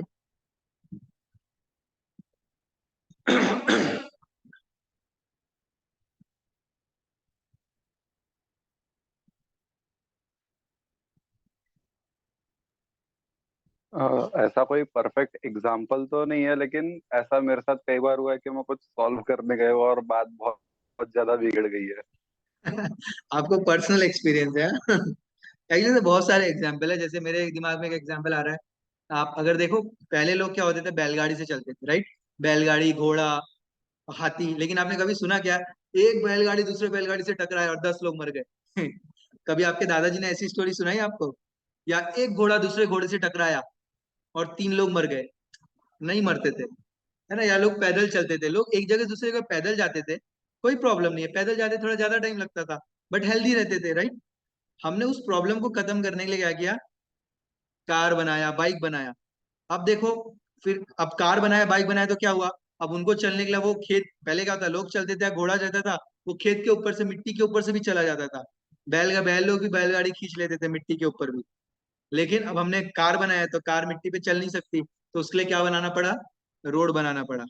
रोड के लिए इतना खर्चा आया, उसके लिए पेड़, उसके लिए आपने क्या काटे? जंगल काटे। जानवर लोगों को प्रॉब्लम हुआ, क्योंकि जब हाईवे, आपने देखा होगा, जो हाईवे होते हैं, नेशनल हाईवे, उसके आजू बाजू बाउंड्री होती है, तो पहले जानवर एक जगह से दूसरे जगह ऐसे ही घूमते फिरते चले जाते थे। अब जो उधर फंस गया वो उधर फंस गया, जो इधर फंस गया वो इधर फंस गया, ऐसा हो गया। फिर रोड बनाया, लेकिन उसके साथ साथ में क्या आया? जब बहुत सारी गाड़ी आ गई तो पॉपुलेशन आ गया, पॉपुलेशन और पॉल्यूशन आ गया, राइट? पॉल्यूशन आ गया। पॉल्यूशन से क्या हो रहा है? अभी पॉल्यूशन को बचाने के लिए आप अलग अलग मेजर ले रहे हो, तो भाई क्या बोलते हैं, जो हमारा ओजोन लेयर है वो फट रहा है। एक प्रॉब्लम को सॉल्व करने जा रहे हो, दूसरी प्रॉब्लम आ रही है। उसके बाद एक्सीडेंट्स बढ़ गए हैं, राइट? एक्सीडेंट्स बढ़ गए, अब उस प्रॉब्लम को सॉल्व करने के लिए क्या, आपने हॉस्पिटल खोला। अब हॉस्पिटल खोला तो वो अलग प्रॉब्लम हो रही है कि वहां पे करप्शन बढ़ गया है ना? लोगों की किडनी निकाल देते हैं और बोलते हैं आपकी किडनी खराब थी। तो दैट इज डिफरेंट स्टेटमेंट, वो अभी हम उस जोन में नहीं जाना चाहते हैं। Just giving example. ये ऐसे नॉर्मल हम सुनते हैं, ऐसा कुछ ही लोग हैं ऐसे, सारे डॉक्टर नहीं होते हैं, बट ऐसा भी सुनने को मिलता है, राइट? एक प्रॉब्लम को सॉल्व कर रहे हैं, दूसरी प्रॉब्लम आते जा रही है। तो ऐसे बहुत सारे चीजें हम देख सकते हैं अपने लाइफ में। जैसे कि एक एग्जाम्पल आ रहा है कि मेरे दिमाग में, कि पहले प्रोडक्शन होता था, सब लोग अपने घर में कुछ फल सब्जी उगा लेते थे और खा लेते थे, राइट? तो अभी हमने क्या किया, हमको ज्यादा उगाना है, एक्सपोर्ट भी करना है, तो फिर हमने फर्टिलाइजर यूज किया। फर्टिलाइजर यूज किया तो अब जो जमीन था, उसने कुछ साल तो बहुत ज्यादा खेती दिया, उसका तो और खराब हो गया, अब वो कुछ भी ईल्ड नहीं देता है, वो बंजर जमीन बन गया। प्रॉब्लम को सॉल्व करने के और प्रॉब्लम बढ़ गई। हम लोग मतलब पहले हम लोग क्या है, कोई भी अपने घर के आसपास या एक गांव दो गांव या पास के शहर में जाता था जॉब करने के लिए। अब एरोप्लेन आ गए हैं, तो ऐसा कहा जाता है फॉरेन कंट्रीज में लोग एक शहर से दूसरे शहर या एक कंट्री से दूसरे कंट्री ट्रेवल करते हैं जॉब करने के लिए। 2 घंटा फ्लाइट से जाते हैं, 2 घंटा फ्लाइट से आते हैं, 4 घंटा जर्नी करते हैं, ट्रेवल करते हैं। फ्लाइट नहीं रहती तो आसपास के कोई गांव में कर लेते जर्नी इजीली, है ना? अभी फ्लाइट आ गई है, ट्रेन आ गए बड़े बड़े, तो लोग घूमने के लिए कहाँ कहाँ जाते हैं? लोग पहले सिर्फ धाम जाते थे, 4 धाम की यात्रा करते थे। मेरे पापा बताते हैं कि मेरे पापा की जो दादी थे, वो लोग 200-300 किलोमीटर पैदल चल के इलाहाबाद गंगा स्नान करने के लिए जाते थे। तो बस जाते थे खुशी खुशी, भगवान का नाम लेते लेते गंगा स्नान करके वापस आ जाते थे। अभी लोग जाते हैं कुल्लू मनाली गोवा और फॉरेन जाते हैं अलग अलग जगह, राइट। तो क्योंकि अब साधन आ गया है तो हमको उसको कैसे भी एक्सप्लॉइट कर रहे हैं, राइट। तो एक प्रॉब्लम को सॉल्व करने जाते हैं, अलग अलग प्रॉब्लम आ जाती है। तो ये एक्चुअली थोड़ा प्रॉब्लमेटिक है। सो ऐसे बहुत सारे एग्जाम्पल्स हैं, आप बैठ के सोचो, आपके लिए होमवर्क है ये। ऐसे और भी आप एग्जाम्पल सोचो कि आप एक, अभी आपको समझ में आ गया ना मैं क्या कह रहा था। आप एक प्रॉब्लम को सॉल्व करने गए तो नहीं, घर में हमारे साथ भी होता है, कुछ हम गलती कर देते हैं उसको उसको सब छुपाने के लिए, या फिर उसको मम्मी को ऐसे बताएं कि गालियां ना खाएं। ऐसे हम सोचते हैं, फिर उसके लिए एक झूठ दूसरा झूठ तीसरा झूठ बोलना पड़ता है। बचपन में तो बहुत हो जाता था ऐसा, है ना। तो दैट इज डिफरेंट थिंग। तो वैसे आप रियल में आप सोचो मॉडर्न वर्ल्ड में कि साइंटिस्ट लोग या हम लोग एक प्रॉब्लम को सॉल्व करें तो नई प्रॉब्लम खड़ी हो गई। ऐसे आप सोचो, कुछ आपको आएगा तो आप ग्रुप में, व्हाट्सएप ग्रुप में मुझे पर्सनली भेज सकते हैं, ठीक है। So one thing we understand कि आपको प्रत्यक्ष प्रमाण से नॉलेज, परफेक्ट नॉलेज नहीं मिल रहा है, आपको अनुमान प्रमाण से परफेक्ट नॉलेज नहीं मिल रहा है। तो अब फिर परफेक्ट नॉलेज कैसे मिलेगा? लेकिन एक चीज तो कंफर्म है, key to happiness is complete knowledge. क्योंकि आधा ज्ञान इज हाफ, हमने सुना है ना, half knowledge is dangerous thing. आधा ज्ञान जो है वो खतरनाक रहता है, राइट। तो अगर आपके पास कोई मशीन आ गई और उसके बारे में आपको पूरा नॉलेज नहीं है, तो क्या होगा, वो बहुत खतरनाक बन जाएगी आपको। Just I share the screen once again, 1 minute. So तो बहुत प्रॉब्लम हो जाएगी, राइट। तो आपको किसी भी चीज के बारे में पूरा ज्ञान होना चाहिए, लेकिन वो पूरा ज्ञान हमको मिलेगा कैसे, ये बहुत बड़ा क्वेश्चन है, ठीक है। चलो देखते हैं, half knowledge is how how much dangerous, और how can it be dangerous, वो कितना डेंजर और कैसे डेंजर हो सकता है, ठीक है। तो मैं जस्ट स्क्रीन शेयर कर रहा हूँ, 1 मिनट, सॉरी। तो एक बहुत अच्छा वीडियो है, बहुत इंटरेस्टिंग वीडियो है, देखने में मजा आएगा, तो आप ध्यान से देखिएगा, ओके।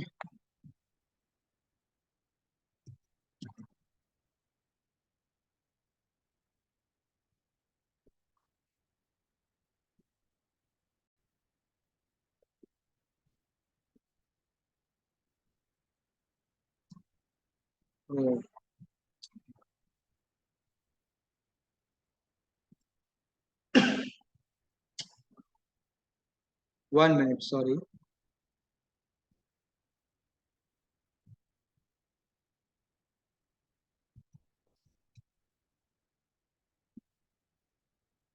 यस। सो ये वीडियो है, इसके बारे में, इसके बाद आप ध्यान से देखिए और फिर बाद में बताइए आपको इस वीडियो से क्या समझा, ओके।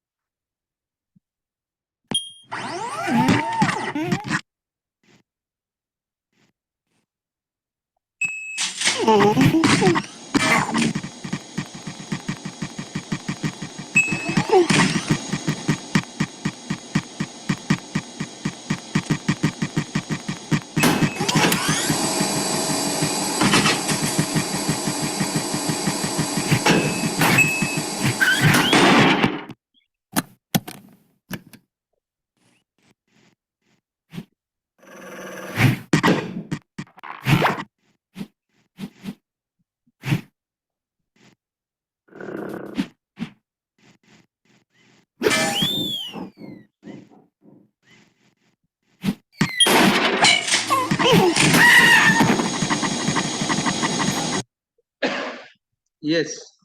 सो वीडियो खत्म हो गया। बताइए आपको क्या समझा, आपने क्या क्या सीखा इससे?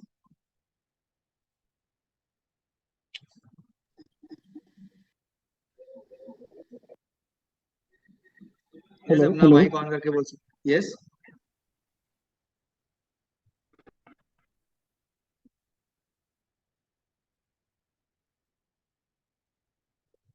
क्या समझा इस वीडियो से? हेलो।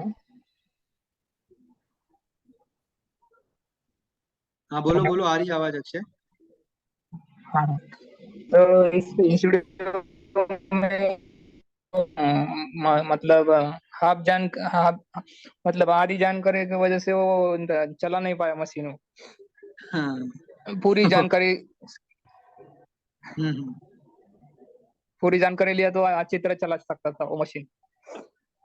राइट। तो उसको उस मशीन के बारे में आधी जानकारी थी, इसकी वजह से वो बेचारा फंस गया प्रॉब्लम में और सफर कर रहा था। राइट। तो ठीक उसी प्रकार हमें पर हमारे पास पूरी जानकारी होनी चाहिए। हमने कैसे देखा? प्रत्यक्ष प्रमाण जो था, जो हम अपने आंखों से, अपने नॉलेज एक्वायरिंग सेंसेस से देखते हैं, उससे हमको आधी जानकारी आती है। कई बार वो गलत होती है, सच होती है, पता नहीं। अनुमान प्रमाण में भी हम तुक्का मारते हैं, अपने जो भी हम अपने सेंसेस से ऑब्जर्व करते हैं थोड़ा बहुत, और बाकी हम तुक्का मारते हैं, कुछ अनुमान लगाते हैं। उससे भी हमको पूरा नॉलेज नहीं मिलेगा। और हमने देखा कि हैप्पीनेस कब मिलेगी, खुशी, हम खुश कब रह पाएंगे, जब हमारे पास पूरा ज्ञान है। तो पूरा ज्ञान कैसे मिलेगा? तो जैसे ये जो बेयर था, भालू था, उसको अगर पूरा ज्ञान होता तो वो खुश रहता। ठीक उसी प्रकार हमें भी ये कॉस्मिक मशीन जो है, जो ये जगत है, जो ये दुनिया है, जो ये कॉस्मोस है, अगर इसके बारे में ज्ञान रहेगा तो हमको हम खुश रह सकते हैं। हमको अपने बारे में ज्ञान रहेगा, हम कौन है, तो हम खुश रह सकते हैं।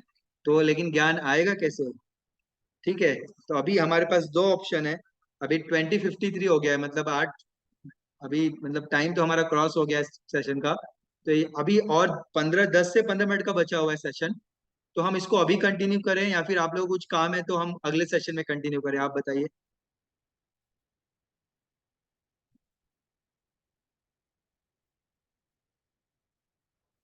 अभी करें या बाद में करें?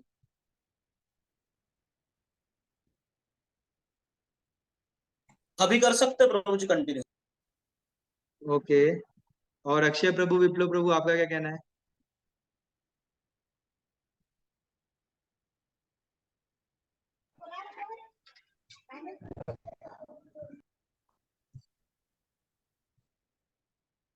ओके, कर कंटिन्यू सकते हैं कर सकते कंटिन्यू, ठीक है।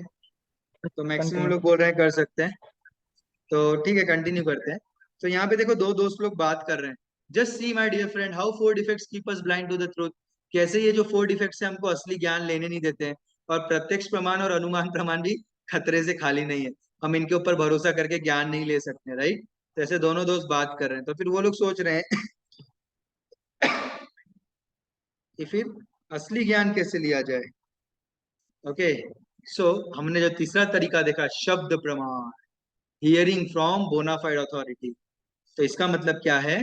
तो भगवान भगवद गीता में कृष्ण अर्जुन को कहते हैं कि तद विद्धि प्रणिपातेन परिप्रश्नेन सेवया उपदेक्षन्ति ते ज्ञानम ज्ञानिनास्तत्वदर्शिना। क्या करना? तद विद्धि प्रणिपातेन। तो ये विधि है, कैसी विधि है? प्रणिपातेन। प्रणिपाते मतलब जाके प्रणाम करो, नमस्कार करो। किसको प्रणिपातेन? गुरु को। एक जो भी आपको, जो भी अथॉरिटी है उनको। परिप्रश्नेन प्रणिपातेन परिप्रश्नेन सेवाया, उनसे क्या करो? उनकी सेवा करो। और जब वो आपसे प्रसन्न प्रसन्न हो जाएंगे तो उनसे प्रश्न पूछो। प्रश्न पूछ के क्या होगा? मैं तो किसी को भी प्रश्न पूछ सकता हूँ। जाके रोड पे पूछ सकता हूँ, अपने मम्मी पापा से पूछ सकता हूँ, अपने स्कूल के टीचर से पूछ सकता हूँ। मुझे गुरु की क्या जरूरत है? गुरु से प्रश्न पूछो। क्यों पूछो?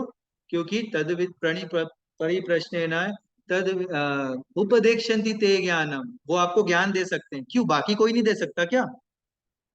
तो क्यों वही आपको क्यों ज्ञान दे सकते हैं? मतलब बोनाफाइड, बोनाफाइड मतलब जो परंपरा में है, जिन्होंने सही में खुद ज्ञान लिया है, क्या वही ज्ञान दे सकते हैं? और कोई नहीं दे सकता। तो उपदेक्षन्ति ते ज्ञानम ज्ञानी नास तत्वदर्शिना। क्यों? क्योंकि उन्होंने तत्व को जाना है। उन्होंने नॉलेज को एक्वायर किया है। किससे एक्वायर किया है? तो अपने गुरु से एक्वायर किया है। तो क्योंकि उन्होंने ज्ञान लिया है, तो हम उनसे ज्ञान ले सकते हैं। किसी से भी अरे गहरे नत्थु गहरे से ज्ञान नहीं ले सकते। आप किसी को भी रोड पे चलते हुए जाके इंसान को बोलो कि भगवान है क्या, बोले अरे भगवान भगवान कोई नहीं होता है, सब फालतू बातें। लेकिन आप किसी स्पिरिचुअल पर्सनालिटी जिनके पास ज्ञान है उनसे जाके पूछो भगवान है क्या, वो बोलेंगे हाँ भगवान है। और मैं, आप उनके साथ उनके पद पद उनके पास पहुंच सकते हो। और उसका क्या, आप बोलोगे उसका क्या प्रोसेस है, तो आपको प्रोसेस भी बता सकते हैं। क्यों? क्योंकि उनको वो प्रोसेस मालूम है, वो उसको फॉलो कर रहे हैं, वो भी वो भगवान से मिल चुके हैं। आपको भी मिला सकते हैं, नो डाउट। बट शब्द प्रमाण, हियरिंग फ्रॉम बोनाफाइड अथॉरिटी। तो इसको अभी मैंने आपको भगवद गीता में भगवान क्या कहते हैं वो बताया, और हम इसको डिटेल में समझेंगे। तो हियरिंग फ्रॉम अथॉरिटी, भगवान भगवद गीता में एक और आता है, एवं परंपरा प्राप्तम इमम राज ऋषयो विधि। विदु कि जो परंपरा में ज्ञान चला आ रहा है उससे उसमें हम रियल ज्ञान शब्द प्रमाण हासिल कर सकते हैं। जैसे कि आप अगर देखोगे तो हमारा गौड़ीय परंपरा है या वैष्णव परंपरा है, उस हमारे शास्त्रों में श्रीमद् भागवतम में आता है कि भगवान ने सबसे पहले ब्रह्मा जी को ज्ञान दिया, ब्रह्मा जी ने नारद मुनि को ज्ञान दिया, नारद मुनि ने वेद व्यास को ज्ञान दिया, ऐसे वो ज्ञान चला आ रहा है चला आ रहा है। और फिर भगवान अर्जुन को भी ज्ञान देते हैं, सन गॉड विवस्वान को ज्ञान देते हैं भगवत गीता का, और वो नॉलेज ऐसे चला आ रहा है और गुरु शिष्य परंपरा में हमारे तक आ रहा है Bhagavad Gita as it is शिल प्रभुपाद के माध्यम से। तो शब्द प्रमाण, ओके, तो जैसे कि एक सिंपल है इसका इस शब्द प्रमाण को समझना है कि क्या जो मैंने अभी बोला हे भगवान बोल रहे हैं वो क्या सही है, शब्द प्रमाण जैसा रियल में उसको समझा गया। उसका एक सबसे इजी एग्जाम्पल, जैसे एक बच्चा है, उसको पता करना है कि उसके पिताजी कौन है, उसका बाप कौन है, कैसे पता कर सकता है वो? तो इसके दो तरीके हैं। कितने तरीके हैं? दो तरीके। एक तरीका तो सबसे पहले डीएनए टेस्ट करने बैठ जाए, लेकिन ऐसा कुछ बायोलॉजिस्ट लोगों ने कहा है कि अगर वो पूरे दुनिया का रिसर्च करने बैठ जाए तो 800 साल लगेंगे उसको रिसर्च करने के लिए, सबका जेनेटिक्स देखने के लिए। लेकिन उसके बाद भी आखिरी में से 200 आदमी आएंगे जिनमें इनमें से कोई उसका एक पिताजी होगा, वो भी कंफर्म नहीं हो सकता मेडिकल साइंस से। आखिरी में से 100-200 लोग हो जाएंगे कि इनमें से कोई एक पिता होगा, आप एकदम परफेक्टली नहीं बता सकते। तो हम देखिए इसको क्या कहते हैं, ascending process, inductive knowledge. Inductive knowledge मतलब आपने प्रोसेस को जाए, जैसे आप स्कूल में गए और आपको कोई टीचर है वो पाइथागोरस थ्योरम पढ़ा रहा था, side 1 square plus side 2 square equal to hypotenuse square in right angle triangle. आप बोलोगे मैं आपकी बात नहीं मानता सर, मैं खुद जाके प्रूफ करके देखूंगा। तो ये हो गया इंडक्टिव नॉलेज। जब आप बोल रहे हो मैं खुद प्रूफ करके देखूंगा या मैं खुद पता लगाऊंगा कि ये पाइथागोरस थ्योरम होता भी है कि नहीं होता है, क्या होता है, आप खुद करोगे तो इंडक्टिव नॉलेज, आप जीरो से चालू करके ऊपर जा रहे हो।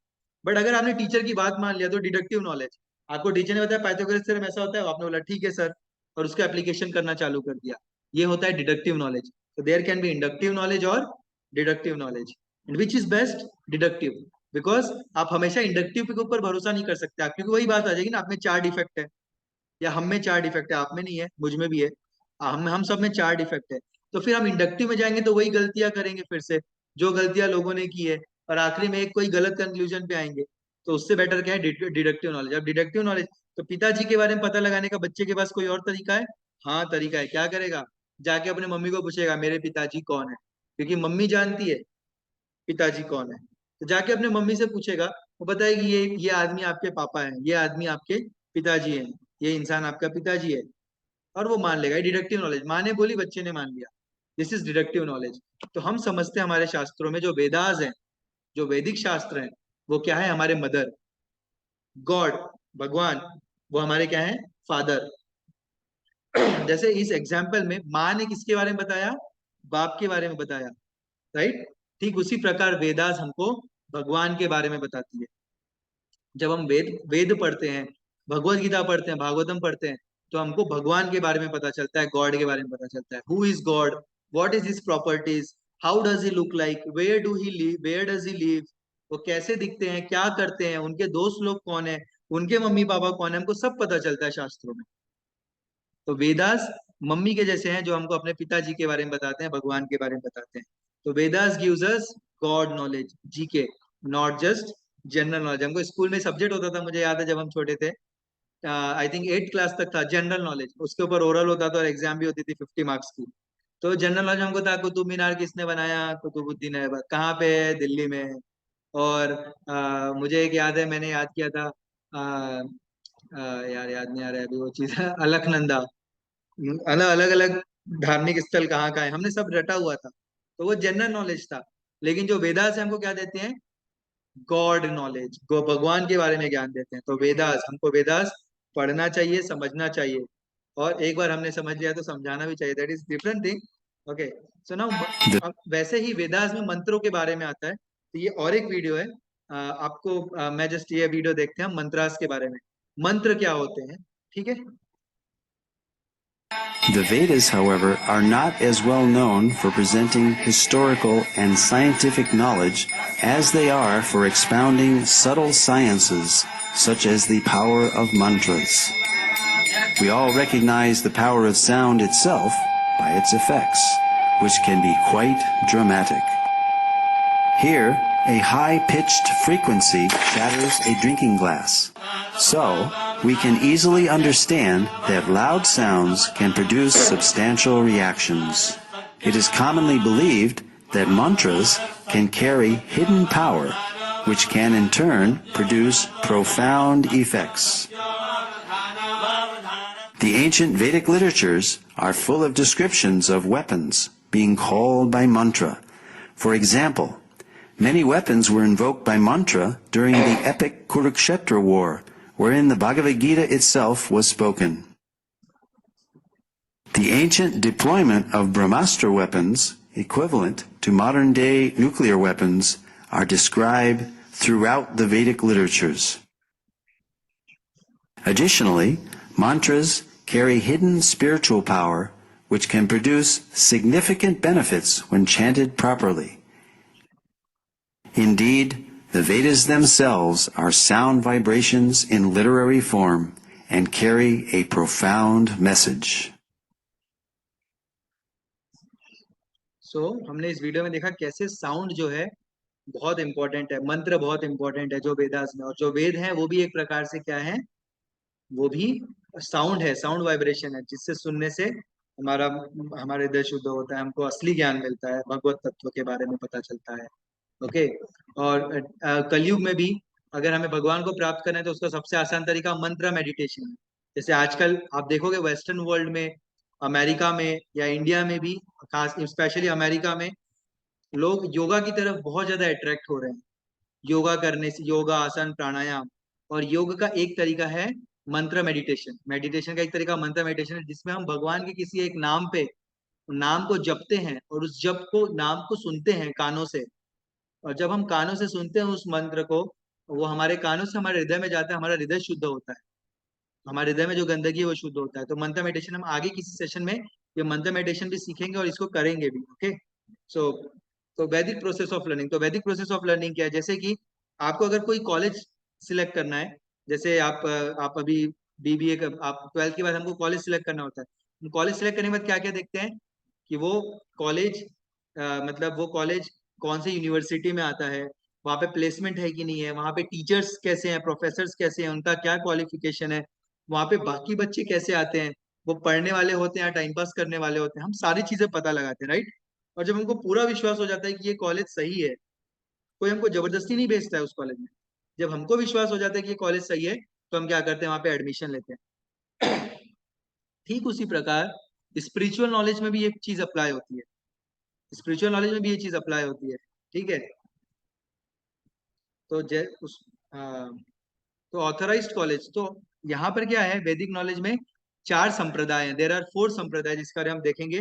प्रोफेसर्स कौन है, गुरु लोग, जो स्पिरिचुअल मास्टर्स होते हैं वो क्या है, प्रोफेसर्स। और बुक्स क्या है वहां पर पढ़ने के लिए, वैदिक टेक्स्ट लाइक भगवद गीता, श्रीमद् भागवतम, रामायण, महाभारत, पुराण, बाइबल, ये सब भी हैं, राइट। तो ये वैदिक प्रोसेस ऑफ लर्निंग है। तो जैसे हमको मटेरियल एजुकेशन लेने के लिए किसी कॉलेज में एडमिशन लेना पड़ता है, हमें स्पिरिचुअल एजुकेशन लेने के लिए भी किसी प्रॉपर ऑथराइज्ड ऑर्गेनाइजेशन या प्रॉपर ऑथराइज्ड संप्रदाय, परंपरा से जुड़ना पड़ता है। अब वो संप्रदाय, परंपरा क्या क्या होती हैं वो हम देखेंगे, ठीक है। और हम देख सकते हैं वेदास में अलग अलग शास्त्र, विमान शास्त्र, हमने एक देखा था सेशन के, पिछले सेशन के स्टार्टिंग में, कि कैसे वेदास में सारे ज्ञान दिए हुए हैं हमारे वैदिक लिटरेचर्स में। अभी साइंस उसके बारे में पता लगा रहा है, और फिर हम बोलते हैं हाँ ये तो उसमें ऑलरेडी दिया है, तो हमको उनके बारे में क्या होता है, एक अंदाजा मिलता है। वैसे ही देखो वेदास में अलग अलग प्रेडिक्शंस भी हैं, फ्यूचर में जो भगवान के अवतार आएंगे या जो जो लोग आएंगे धरती पे, उनके बारे में प्रेडिक्शन दिया। जैसे गौतम बुद्ध के बारे में श्रीमद् भागवतम में है, चाणक्य के बारे में था, उसके बाद एम्परर अशोका के बारे में भागवतम में है, जीसस के बारे में भविष्य पुराण में दिया हुआ है, प्रोफेट मोहम्मद के बारे में भविष्य पुराण में है, चैतन्य महाप्रभु के बारे में महाभारत में दिया हुआ है, और ऐसे अलग अलग जो पर्सनालिटीज पैदा हुए उनको उनका ऑलरेडी प्रेडिक्शन है वेदास में, वहां से देख सकते हैं, और वो सच हुआ है। वैसे लोग पैदा हुए और उन्होंने दुनिया को आगे बढ़ाया ज्ञान के मामले में, तो वैसे ही वेदास भी है। The Vedas are amongst the oldest religious scriptures known to mankind and are the source of India's spiritual and cultural heritage. At first glance, the multifaceted culture of the Vedas is a foreign and fascinating mystery to the Western eye. Yet upon deeper examination, we discover a wealth of philosophical, cultural, and social values. India is renowned the world over for the practice of yoga, which increases one's mental and physical strength.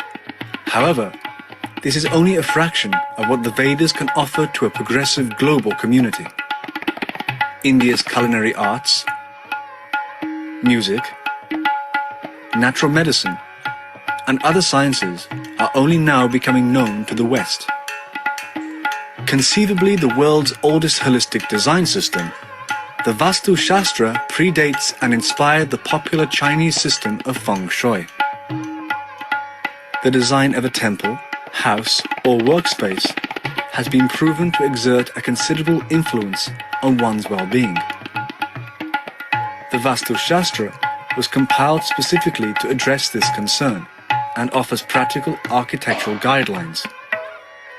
This style of sacred architecture has been implemented in the building of India's largest temples for thousands of years. The sculptures adorning these temples reflect the development and accomplishments of one of man's oldest civilizations. They depict the struggles, failures, and successes of the men who made them the center of their lives.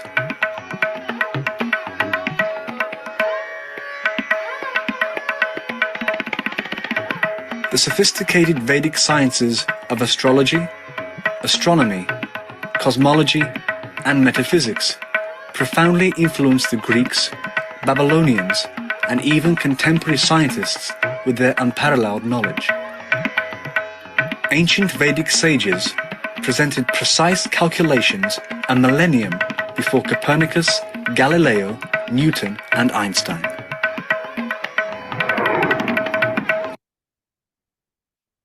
तो हम देख सकते हैं कैसे जो वेदास है उसमें अलग अलग नॉलेज दिया है, योग के बारे में बताया है और अलग अलग साइंस जो हम अभी डेवलप कर रहे हैं वो सब ऑलरेडी दिया हुआ है। और उसमें ऐसे एक पॉइंट ये भी बोला कि कैसे जो वास्तुशास्त्र है उसको चाइनीज ने फेंग शुई नाम से उसको फॉलो कर रहा है। और आप आज भी साउथ के टेम्पल्स में जाओगे, अगर आप साउथ इंडिया जाओगे तो आपको ये सारी चीजें देखने को अपने आंखों से मिलेगा। तो हम देख सकते हैं कितना डीप नॉलेज हमारे शास्त्रों में है, वैदिक शास्त्रों में, और वो रियल ज्ञान है। How educated Indians ever diverted from putting faith in the Vedas. तो फिर एक सवाल पैदा होता है कि जब हमारे पास इतना कुछ था तो वही हम लोग विश्वास क्यों नहीं करते हैं, है ना? सही बात है कि नहीं? या हमको हमारे एजुकेशन सिस्टम में क्यों नहीं पढ़ाया जाता है? ये सब एक नॉर्मल क्वेश्चन हमारे माइंड में आ सकता है। तो एक्चुअली इसको बहुत हिसाब से, बहुत सोच समझ के हमारे एजुकेशन सिस्टम से निकाल दिया गया है। वो कैसे हुआ है ये आखिरी वीडियो है, इसका जस्ट 5 मिनट का discussion and then we will end. Okay. Early Indologists wished to control and convert the followers of Vedic culture. Therefore, they widely propagated that the Vedas were simply mythology. Max Mueller, perhaps the most well-known early Sanskritist and Indologist, although later in life he glorified the Vedas, initially wrote that the Vedas were worse than savage, and India must be conquered again by education. Its religion is doomed. Thomas Macaulay, who introduced English education into India, wanted to make the residents into a race that was Indian in blood and color, but English in taste, in opinion, in morals, and in intellect. However, the German philosopher Arthur Schopenhauer stated that the Sanskrit understanding of these Indologists was like that of young schoolboys. These early Indologists devised the Aryan invasion theory, denying India's Vedic past. They taught that the English educational system is superior. They intentionally misinterpreted Sanskrit texts to make the Vedas look primitive, and they systematically tried to make Indians ashamed of their own culture. Thus, the actions of these Indologists seems to indicate that they were motivated by a racial bias.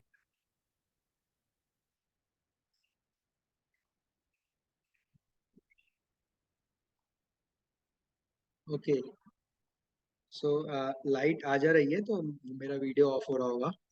So actually हम देख सकते हैं इसमें कि कैसे बहुत सोच समझ के लॉर्ड मैकेले और बाकी उनकी टीम ने हमारे इंडियन एजुकेशन सिस्टम से इसको हटाया है। फिर भी आप देख सकते हैं हमारे मम्मी पापा दादा दादी वो लोग कैसे सात्विक जीवन जीते हैं, तो इसका सबूत है। ऐसा नहीं कि ये वीडियो नकली है ना। ये हमारे ही, आप कहीं से भी पूछ सकते हैं, आप जाके बुक्स पढ़ सकते हैं, उसमें आपको ये सब मिल जाएगा। और आप अपने मम्मी पापा दादा दादी को भी देख सकते हैं कि उनका जीवन कैसा था, एकदम सात्विक जीवन, सुबह रात को जल्दी सोना, सुबह जल्दी उठना, हेल्थ उनका, उनका एज, सब कुछ आप देख सकते हो, सब कुछ बेस्ट था। हम मॉडर्न एजुकेशन में हम जैसे जैसे जा रहे हैं, हम अपने संस्कृति से दूर होते जा रहे हैं और उसका इफेक्ट हमको दिख रहा है। अगर आपको ये चीज में थोड़ा भी डाउट होगा तो हम इसके ऊपर डिटेल डिस्कशन फोन पे या अलग से कर सकते हैं। नो वरीज, आपके जितने भी क्वेश्चन आप रेडी रख सकते हैं, हम उसके ऊपर डिस्कस करेंगे। ओके, सो अभी आगे बढ़ते हैं। So relevance of Bhagavad Gita in today's world by US congresswoman Tulsi Gabbard. So India को कई बार इंडियंस को या इंडिया को भगवद गीता का वैल्यू नहीं समझ में आता है, बट ये Tulsi Gabbard, she is US congresswoman, उन्होंने भगवद गीता पढ़ा और उनको क्या फायदा हुआ, she is sharing. Aloha and namaste. 2020 is certainly a year that will not soon be forgotten. For most, if not all of us, it has brought about many unexpected changes. The uncertainty that this year has brought has made me personally reflect upon the time that I spent deployed in the Middle East. That too was a time in my life when there was danger at every step. Each day brought new uncertainties, and likewise, many lives were lost.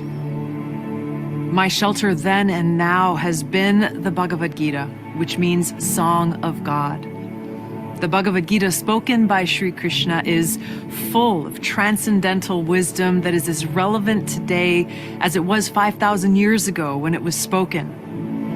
When we are blown here and there by the strong winds of change, when giant waves are crashing upon us, when we're feeling unsteady, lost, adrift, the Bhagavad Gita offers us guidance and hope.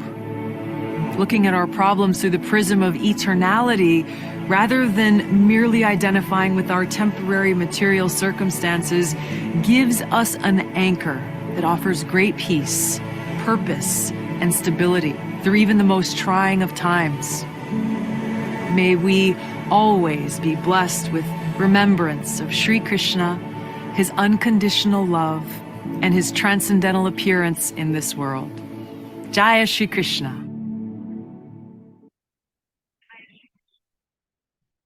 सो हम देख सकते हैं भगवद गीता का मतलब क्या है, song of God. भगवान, गीता तो गीत जो हम बोलते हैं, तो भगवान का सॉन्ग ऑफ गॉड वो क्या है, भगवद गीता। बट वो सिर्फ गाना नहीं है जो आज के नए जमाने का होता है जिसका कोई मीनिंग नहीं होता है। उसका इतना मीनिंग है, इतना डीप मीनिंग है कि आप एक एक श्लोक के ऊपर आप घंटों घंटों बात कर सकते हो, चर्चा कर सकते हो, उसको अपने लाइफ में कैसे अप्लाई करना है उसके ऊपर डिस्कशन कर सकते हो। तो हम, हमारा ये जो कुछ सेशन चल रहे हैं, इसके कुछ सेशन के बाद हम भगवद गीता भी बैठ के पढ़ेंगे हमारे शाम के सेशन में, नो वरीज, और उसको समझेंगे अच्छे से। Okay, so this is science of Vedas. तो जैसे हम लोग साइंस में अलग अलग एक्सियम, अलग अलग क्या कहते हैं, एजम्पशंस लेते हैं, वैसे यहाँ पे भी वेदास में भी कुछ एजम, जैसे आइजनबर्ग अनसर्टेनिटी प्रिंसिपल, आपने कॉम्प्लेक्स नंबर पढ़ा होगा, i is equal to square root of -1। अब मैथ्स खुद ही बोलता है कि ये कोई नंबर नहीं है, कॉम्प्लेक्स है या जो भी, लेकिन उसको हम एज्यूम करते हैं that iota equal to this, law of thermodynamics and so many things. Similarly when we talk about Vedic knowledge, there are 4 संप्रदायस, जैसे हमने बताया ना, जब भी कि आपको कोई कॉलेज लेना है तो हम देखते हैं कि कौन से यूनिवर्सिटी में है, क्या है, यहाँ पे क्या पैकेज मिलता है, सब कुछ डिस्कस करते हैं। वैसे ही जब हम स्पिरिचुअल नॉलेज की बात करते हैं तो हम ये सब देखते हैं, ये कौन से संप्रदाय से। तो 4 संप्रदाय होते हैं, श्री संप्रदाय, ब्रह्म संप्रदाय, रुद्र संप्रदाय और कुमार संप्रदाय। श्री संप्रदाय मतलब लक्ष्मी जी का संप्रदाय, जिसके आचार्य कौन है, मतलब उसके प्रिंसिपल या डीन बोल सकते हैं हम, इस कॉलेज के डीन कौन है, रामानुजाचार्य। ब्रह्म संप्रदाय के डीन कौन है, मध्वाचार्य। रुद्र संप्रदाय के प्रिंसिपल कौन है, विष्णु स्वामी। और कुमार संप्रदाय के कौन है, निम्बारका स्वामी। ओके, तो ये अलग अलग स्कूल्स हैं और उसके अलग अलग प्रिंसिपल है या आचार्य है। और जो ये नॉलेज कैसे चला आ रहा है, इस परंपरा में चला आ रहा है। तेने ब्रह्मा हृदय आदि कवये मुयंती यत सूर्य। श्रीमद् भागवतम के 1st चैप्टर के फर्स्ट श्लोक में आता है, द वैदिक knowledge was revealed by the supreme person with in the heart of the first created being Brahma. और फिर ब्रह्मा ने आगे आने वाले जीवों को ये ज्ञान दिया, और ऐसे करके पूरा डिसाइप्लिक succession. We haven't got to manufacture something. We simply repeat the words and the instruction given by the predecessor. Krishna instructed Brahma, Brahma instructed Narad, Narad instructed Vyasdev, Vyasdev instructed Madhyacharya, and in this way, then Madhavendra Puri, Ishwar Puri, Sri Chaitanya Mahaprabhu, then the 6 Goswamis, then the Srinivasa Acharya, Kaviraj Goswami, Narottam Das Thakur, Vishwanath Chakravarti, Jagannath Das Babaji, Bhakti Vinod Thakur, Gaur Kishore Das Babaji, Bhakti Siddhanta Saraswati, and then we are doing the same thing. There is no difference. That is the specific procedure of the Krishna consciousness movement. तो हम देख सकते हैं कैसे जो spiritual ज्ञान है वो कैसे आना चाहिए, परंपरा में आना चाहिए। और अगर हम परंपरा में ले रहे हैं तो ही अच्छा है, कहीं भी जाके कैसे भी हमने कुछ भी कर दिया तो ये ठीक नहीं है, उससे हमको चीटिंग मिलेगा। कोई भी आके हमको कुछ भी बता देगा, हम मान लेंगे और गड़बड़ हो जाएगा। तो गड़बड़ ना हो तो उसके लिए हमें कोई परंपरा से जुड़े रहना बहुत ज्यादा जरूरी है। ओके, और कोई भी परंपरा में रहो आपको हायर गोल मिलेगा। So 5000 years ago Vyasadeva, literary incarnation of God, भगवान विष्णु के अवतार, उन्होंने क्या किया, जितने भी वेदास थे कलयुग के लोगों के लिए उसको लिख दिया। पहले क्या होता था, पहले के लोगों की बुद्धि बहुत शार्प होती थी, इंटेलिजेंस, उनको श्रुति, जो उनका स्मृति जो था वो सुन लेते थे और उनको याद हो जाता था। जैसे मैंने आपको बोला आपको सब कुछ याद हो जाएगा, आपने एक बार कुछ देखा आपको याद हो जाएगा। लेकिन आज तो आपको हमारी हालत पता है, एक आइडेंटिटी और एक फॉर्मूला याद नहीं होता है अच्छे से। तो क्योंकि हमारे कलयुग में हमारी बुद्धि कम होते जा रही है, तो 5000 साल पहले व्यासदेव ने इसको क्या किया, सारे वैदिक लिटरेचर्स को लिखा, और वो हम उसको अभी आज पढ़ते हैं। ओके, तो ये जो है ये चार्ट अगर आप देखोगे तो इसमें पूरा वैदिक नॉलेज है। तो पूरा वैदिक नॉलेज जो है वो 2 पार्ट में डिवाइड होता है, श्रुति और स्मृति। श्रुति में क्या क्या आता है, वेद, उपवेद, वेदांग, और वो नीचे दिया हुआ है। स्मृति में क्या क्या आता है, तंत्र, पांचरात्र, पुराण, इतिहास, षड दर्शन, ऐसे अलग अलग चीजें आती है। तो वो हम कभी डिटेल में डिस्कस कर सकते हैं वैदिक नॉलेज के बारे में। ठीक है, सो ये है वैदिक नॉलेज डिसाइक्लिक सक्सेशन में। और ये श्रील प्रभुपाद जी हैं जो इस्कॉन के फाउंडर आचार्य हैं। और हम लोग जो डिस्कस करते हैं या जो मैं डिस्कस कर रहा हूँ आप लोगों के साथ, वो प्रॉपर भगवत गीता, श्रीमद् भागवतम, रामायण, महाभारत, वैदिक लिटरेचर्स से लिया हुआ है, और जो कि ब्रह्म मध्व गौड़ीय संप्रदाय में आता है। हमने देखा ना 4 संप्रदाय, लक्ष्मी, रुद्र, ब्रह्म और कुमार। तो जो हम डिस्कस कर रहे हैं अभी फिलॉसफी, भक्ति फिलॉसफी, वो ब्रह्म मध्व गौड़ीय संप्रदाय में आती है। तो हम संप्रदाय में डिस्कस कर रहे हैं, मैं अपने मर्जी से कुछ भी नहीं बोल रहा हूँ, है ना। तो आप ये बिलीव कर सकते हो जो मैं बोल रहा हूँ, फिर आप उसको चेक भी कर सकते हो, नो डाउट। ऐसा नहीं मैं बोल रहा हूँ कि जो मैं बोल रहा हूँ वही सही है, आप उसको क्रॉस चेक करो, कोई प्रॉब्लम नहीं। But this is real knowledge. Spiritual knowledge कहीं से जाके कुछ भी नहीं लिया जाता है, that is not the way. Okay, so now comes 6 blind man and 1 wise man story. तो अभी आप बताइए, ये जो 6 लोग हैं, जो 6 अंधे लोग थे जिन्होंने अलग अलग तरीके से हाथी को एज्यूम किया कि ये दीवार है, पेड़ है, रस्सी है, सांप है। अगर इनको रियल में पता करना है कि हाथी कैसा दिखता है तो इनको क्या करना चाहिए, नाउ टेल मी।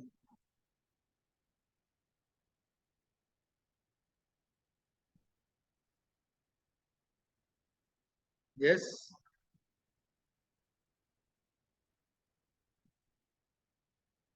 आप बोलोगे सर हम शब्द प्रमाण पे विश्वास करते हैं, तो आप शब्द प्रमाण हो आप ही बता दो, हम नहीं बताएंगे, अनुमान नहीं लगाएंगे। ऐसा तो नहीं है कहीं।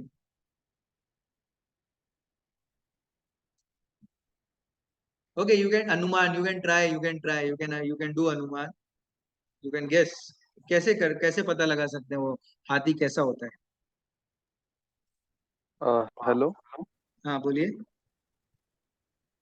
वो सब आपस में मतलब डिस्कस करेंगे, हर मतलब सब अपना एक दूसरे को बताएंगे कि यहाँ का ऐसा रहता है, तो फिर शायद अच्छे से लेकिन वो उनको लोग तो पूरा पता अंधे हैं चला ना, है हाथी उन का लोग ने तो स्ट्रक्चर। अपना अपना बता दिए। एक ने बोला रस्सी है, एक ने बोला पेड़ है, एक ने बोला दीवार है, एक ने बोला सांप है, एक ने बोला कुल्हाड़ी है, तो अपना अपना तो उन्होंने बता दिया। अब डिस्कस किया ज्यादा तो झगड़ा हो जाएगा मुझे लगता है। बट या नाइस गेस, नाइस अनुमान। सो एक्चुअली सब इजी है, शब्द प्रमाण। वो जो पास से कोई एक इंसान गुजर रहा होगा जिसके पास पूरी आंखें होगी, बुलाएंगे सर सर सर इधर आइए। हम 6 लोग अंधे हैं, हम लोग ने अपने अपने हिसाब से तो हाथी को समझने की कोशिश की, बट लग रहा है कि हाथी तो कुछ और ही, आप ही बता दो। तो यहाँ पर वो जो आदमी है जिसको भगवान ने आंखें दी हैं, जिसकी दोनों आंखें काम करती है, वो उनके लिए शब्द प्रमाण का काम करेगा।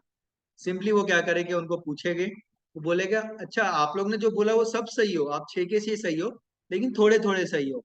एक्चुअली जिसने हाथी को सांप के जैसा देखा उसने सूंड पकड़ के रखा था, जिसने दीवार के जैसा देखा उसने पेट पकड़ के रखा था, जिसने कुल्हाड़ी के जैसे देखा उसने कान पकड़ के रखा था, जिसने रस्सी के जैसे देखा वो उसने पूंछ पकड़ के रखा था, और जिसने पेड़ के जैसा देखा वो उसका पैर पकड़ के रखा था। तो आप 6 के 6 सही हो, लेकिन हाथी कैसा है, इनका कॉम्बिनेशन है। ये उसका कान है, ये उसका हाथ है, ये उसका पैर है, और हाथी एक बहुत बड़ा जानवर है। तो क्योंकि इस इंसान को हाथी के बारे में पता था, तो उसने क्या किया, हाथी के बारे में सही सही उनको क्या किया, बता दिया। ठीक उसी प्रकार हमको जब स्पिरिचुअल नॉलेज गेन करना होता है, तो हमें ऐसे इंसान के पास जाना चाहिए, हमें गुरु के पास जाना चाहिए, जिसको जिसने वैदिक नॉलेज या तो उसके पास है, या तो उसने अपने गुरु शिष्य परंपरा में उसने लिया है। और जब हम उससे जान पूछेंगे कि भगवान कौन है, हम कौन है, हमारा भगवान के साथ संबंध क्या है, हम उस संबंध को कैसे आगे बढ़ा सकते हैं, उसको डेवलप कर सकते हैं, जब हम इन बातों को उससे सुनेंगे समझेंगे, तो हमारा फेथ बढ़ेगा। और हम अपनी स्पिरिचुअल जर्नी में, जो हमारा सेशन का कोर्स का नाम है जर्नी ऑफ सेल्फ डिस्कवरी, अपने आप को पहचानने और जानने की जो जर्नी है, उसमें हम आगे बढ़ेंगे और अपने गोल को अटेन कर पाएंगे। So that was part of truth, और जो इंसान ने बताया, गुरु ने बताया, वो फुल ट्रूथ है। So this was our session, 3 ways of gaining knowledge हमने देखा, प्रत्यक्ष प्रमाण, अनुमान प्रमाण, शब्द प्रमाण। उसमें हमने अलग अलग एग्जाम्पल देखा अनुमान प्रमाण, शब्द प्रमाण में। और फिर हमने देखा कि कैसे जो शब्द प्रमाण है वो सबसे अच्छा तरीका है ज्ञान को लेने का, असली ज्ञान को लेने का, और स्पेशली स्पिरिचुअल नॉलेज अटेन करने का सबसे आसान, अच्छा और सही तरीका है शब्द प्रमाण। Okay, so I hope you have understood this thing, that कैसे हम ज्ञान ले सकते हैं, और हमें क्या 4 कमियां हैं, और रियल ज्ञान हम कैसे ले सकते हैं। तो अभी तक हमने क्या क्या सीख लिया है पूरा इस जर्नी में, that who we are not this body, we are soul, and if we understand that we are soul, we will have so many advantages in our daily life. And then, but how to understand this, so we are now understanding that how can we understand we are soul. We can read scriptures, we can read Bhagavad Gita, क्योंकि जब अर्जुन को confusion हुआ, तो अर्जुन ने क्या किया, भगवान कृष्ण के पास गया। वो किसी गांव के आदमी के पास नहीं गया कि अभी मैं टेंशन में आ गया हूँ, बताओ मुझे अभी लड़ाई नहीं करना है, अभी मैं जाना चाहता हूँ जंगल में, मैं फाइट नहीं करूंगा, मैं संन्यास ले लूंगा। वो किसी गांव के आदमी के पास नहीं गया, वो भगवान के पास गया जानने के लिए, है ना, स्पिरिचुअल नॉलेज लेने के लिए। और भगवान ने उसको पहले सबसे पहले क्या सा ज्ञान दिया कि तुम शरीर नहीं हो, तुम आत्मा हो, तो तुम शरीर के लेवल पे क्यों सोच रहे हो, तुम आत्मा के लेवल पे सोचो। ऐसा अर्जुन ने कृष्ण ने अर्जुन को समझाया। और फिर जब अर्जुन को समझ में आ गया, अरे हाँ मैं शरीर नहीं आत्मा, मुझे आत्मा के लेवल पे काम करना है, तो आखिरी में बोलता है भगवान आपने जैसा बोला मैं वैसा करूंगा, करिष्ये वचनम तव। और फिर वो फाइट करता है धर्म की स्थापना के लिए। और भगवान का जो गोल है धर्म संस्थापनार्थाय संभवामि युगे युगे, तो फिर अर्जुन फाइट करता है और धर्म की स्थापना होती है। और भगवान का जो गोल है इस धरती पे आने का, एक गोल, ऐसे भगवान के अलग अलग गोल होते हैं जो हम कभी डिस्कस करेंगे। जब भगवान जो जन्म लेते हैं धरती पे, जन्म कर्म च मे दिव्यम एवं यो वेति तत्वता, तो वो दिव्य है, वो और वो दिव्य है, वो तो एक चीज, बट भगवान जन्म जो लेते हैं उसके अलग अलग कारण होते हैं। उसमें से एक कारण है धर्म संस्थापनार्थाय संभवामि युगे युगे। तो यदा यदा ही धर्म से ग्लानिर्भवति भारत अभ्युत्थानम धर्म से तदात्मानं सृजामि। तो ये कुछ कारण है भगवान का जन्म लेने के लिए। तो उनमें से जो एक कारण है वो अर्जुन क्या करता है, फुलफिल करता है, अधर्म का नाश और धर्म की स्थापना, उसमें भगवान की मदद करता है। बट कब करता है, जब वो भगवत गीता सुनता है, जब वो सुन लेता है कि मैं शरीर नहीं आत्मा हूँ और मुझे आत्मा के लेवल पे काम करना है, तब जाके वो कर पाता है, पहले नहीं कर पाता है। तो हम भी वही चीज, वही प्रोसेस में है, उसको समझने की कोशिश कर रहे हैं। और इसके लिए आपको अपनी पढ़ाई छोड़ने की जरूरत नहीं है, खाना पीना छोड़ने की जरूरत नहीं है ना। कुछ आप जो कर रहे हो करो, अपनी पढ़ाई अच्छे से करो, बेस्ट करो, क्योंकि जब आप पढ़ाई अच्छे से कर लोगे, किसी ने आपको पूछा तो आप बोलोगे हाँ मेरे पास स्पिरिचुअल नॉलेज भी है, तो लोग आपकी सुनेंगे। आपको कुछ अपना, आप अपने स्कूल में फेल हो रहे हो सब्जेक्ट में और बोलोगे मेरे पास भगवत गीता का ज्ञान है, तो बोलेंगे अरे भगवत गीता का ज्ञान कोई काम का नहीं। तो आप अपनी मटेरियल ड्यूटीज करो, साथ साथ स्पिरिचुअल ड्यूटीज भी करो। This is very important. Okay, so if you have any question I can discuss, otherwise we will end the class. And अगर आपको बाद में कोई क्वेश्चन आता है तो आप व्हाट्सएप पे भेज दीजिए मुझे, we can discuss it later. Okay, अभी कोई क्वेश्चन है तो पूछ सकते हो आप। Thank you.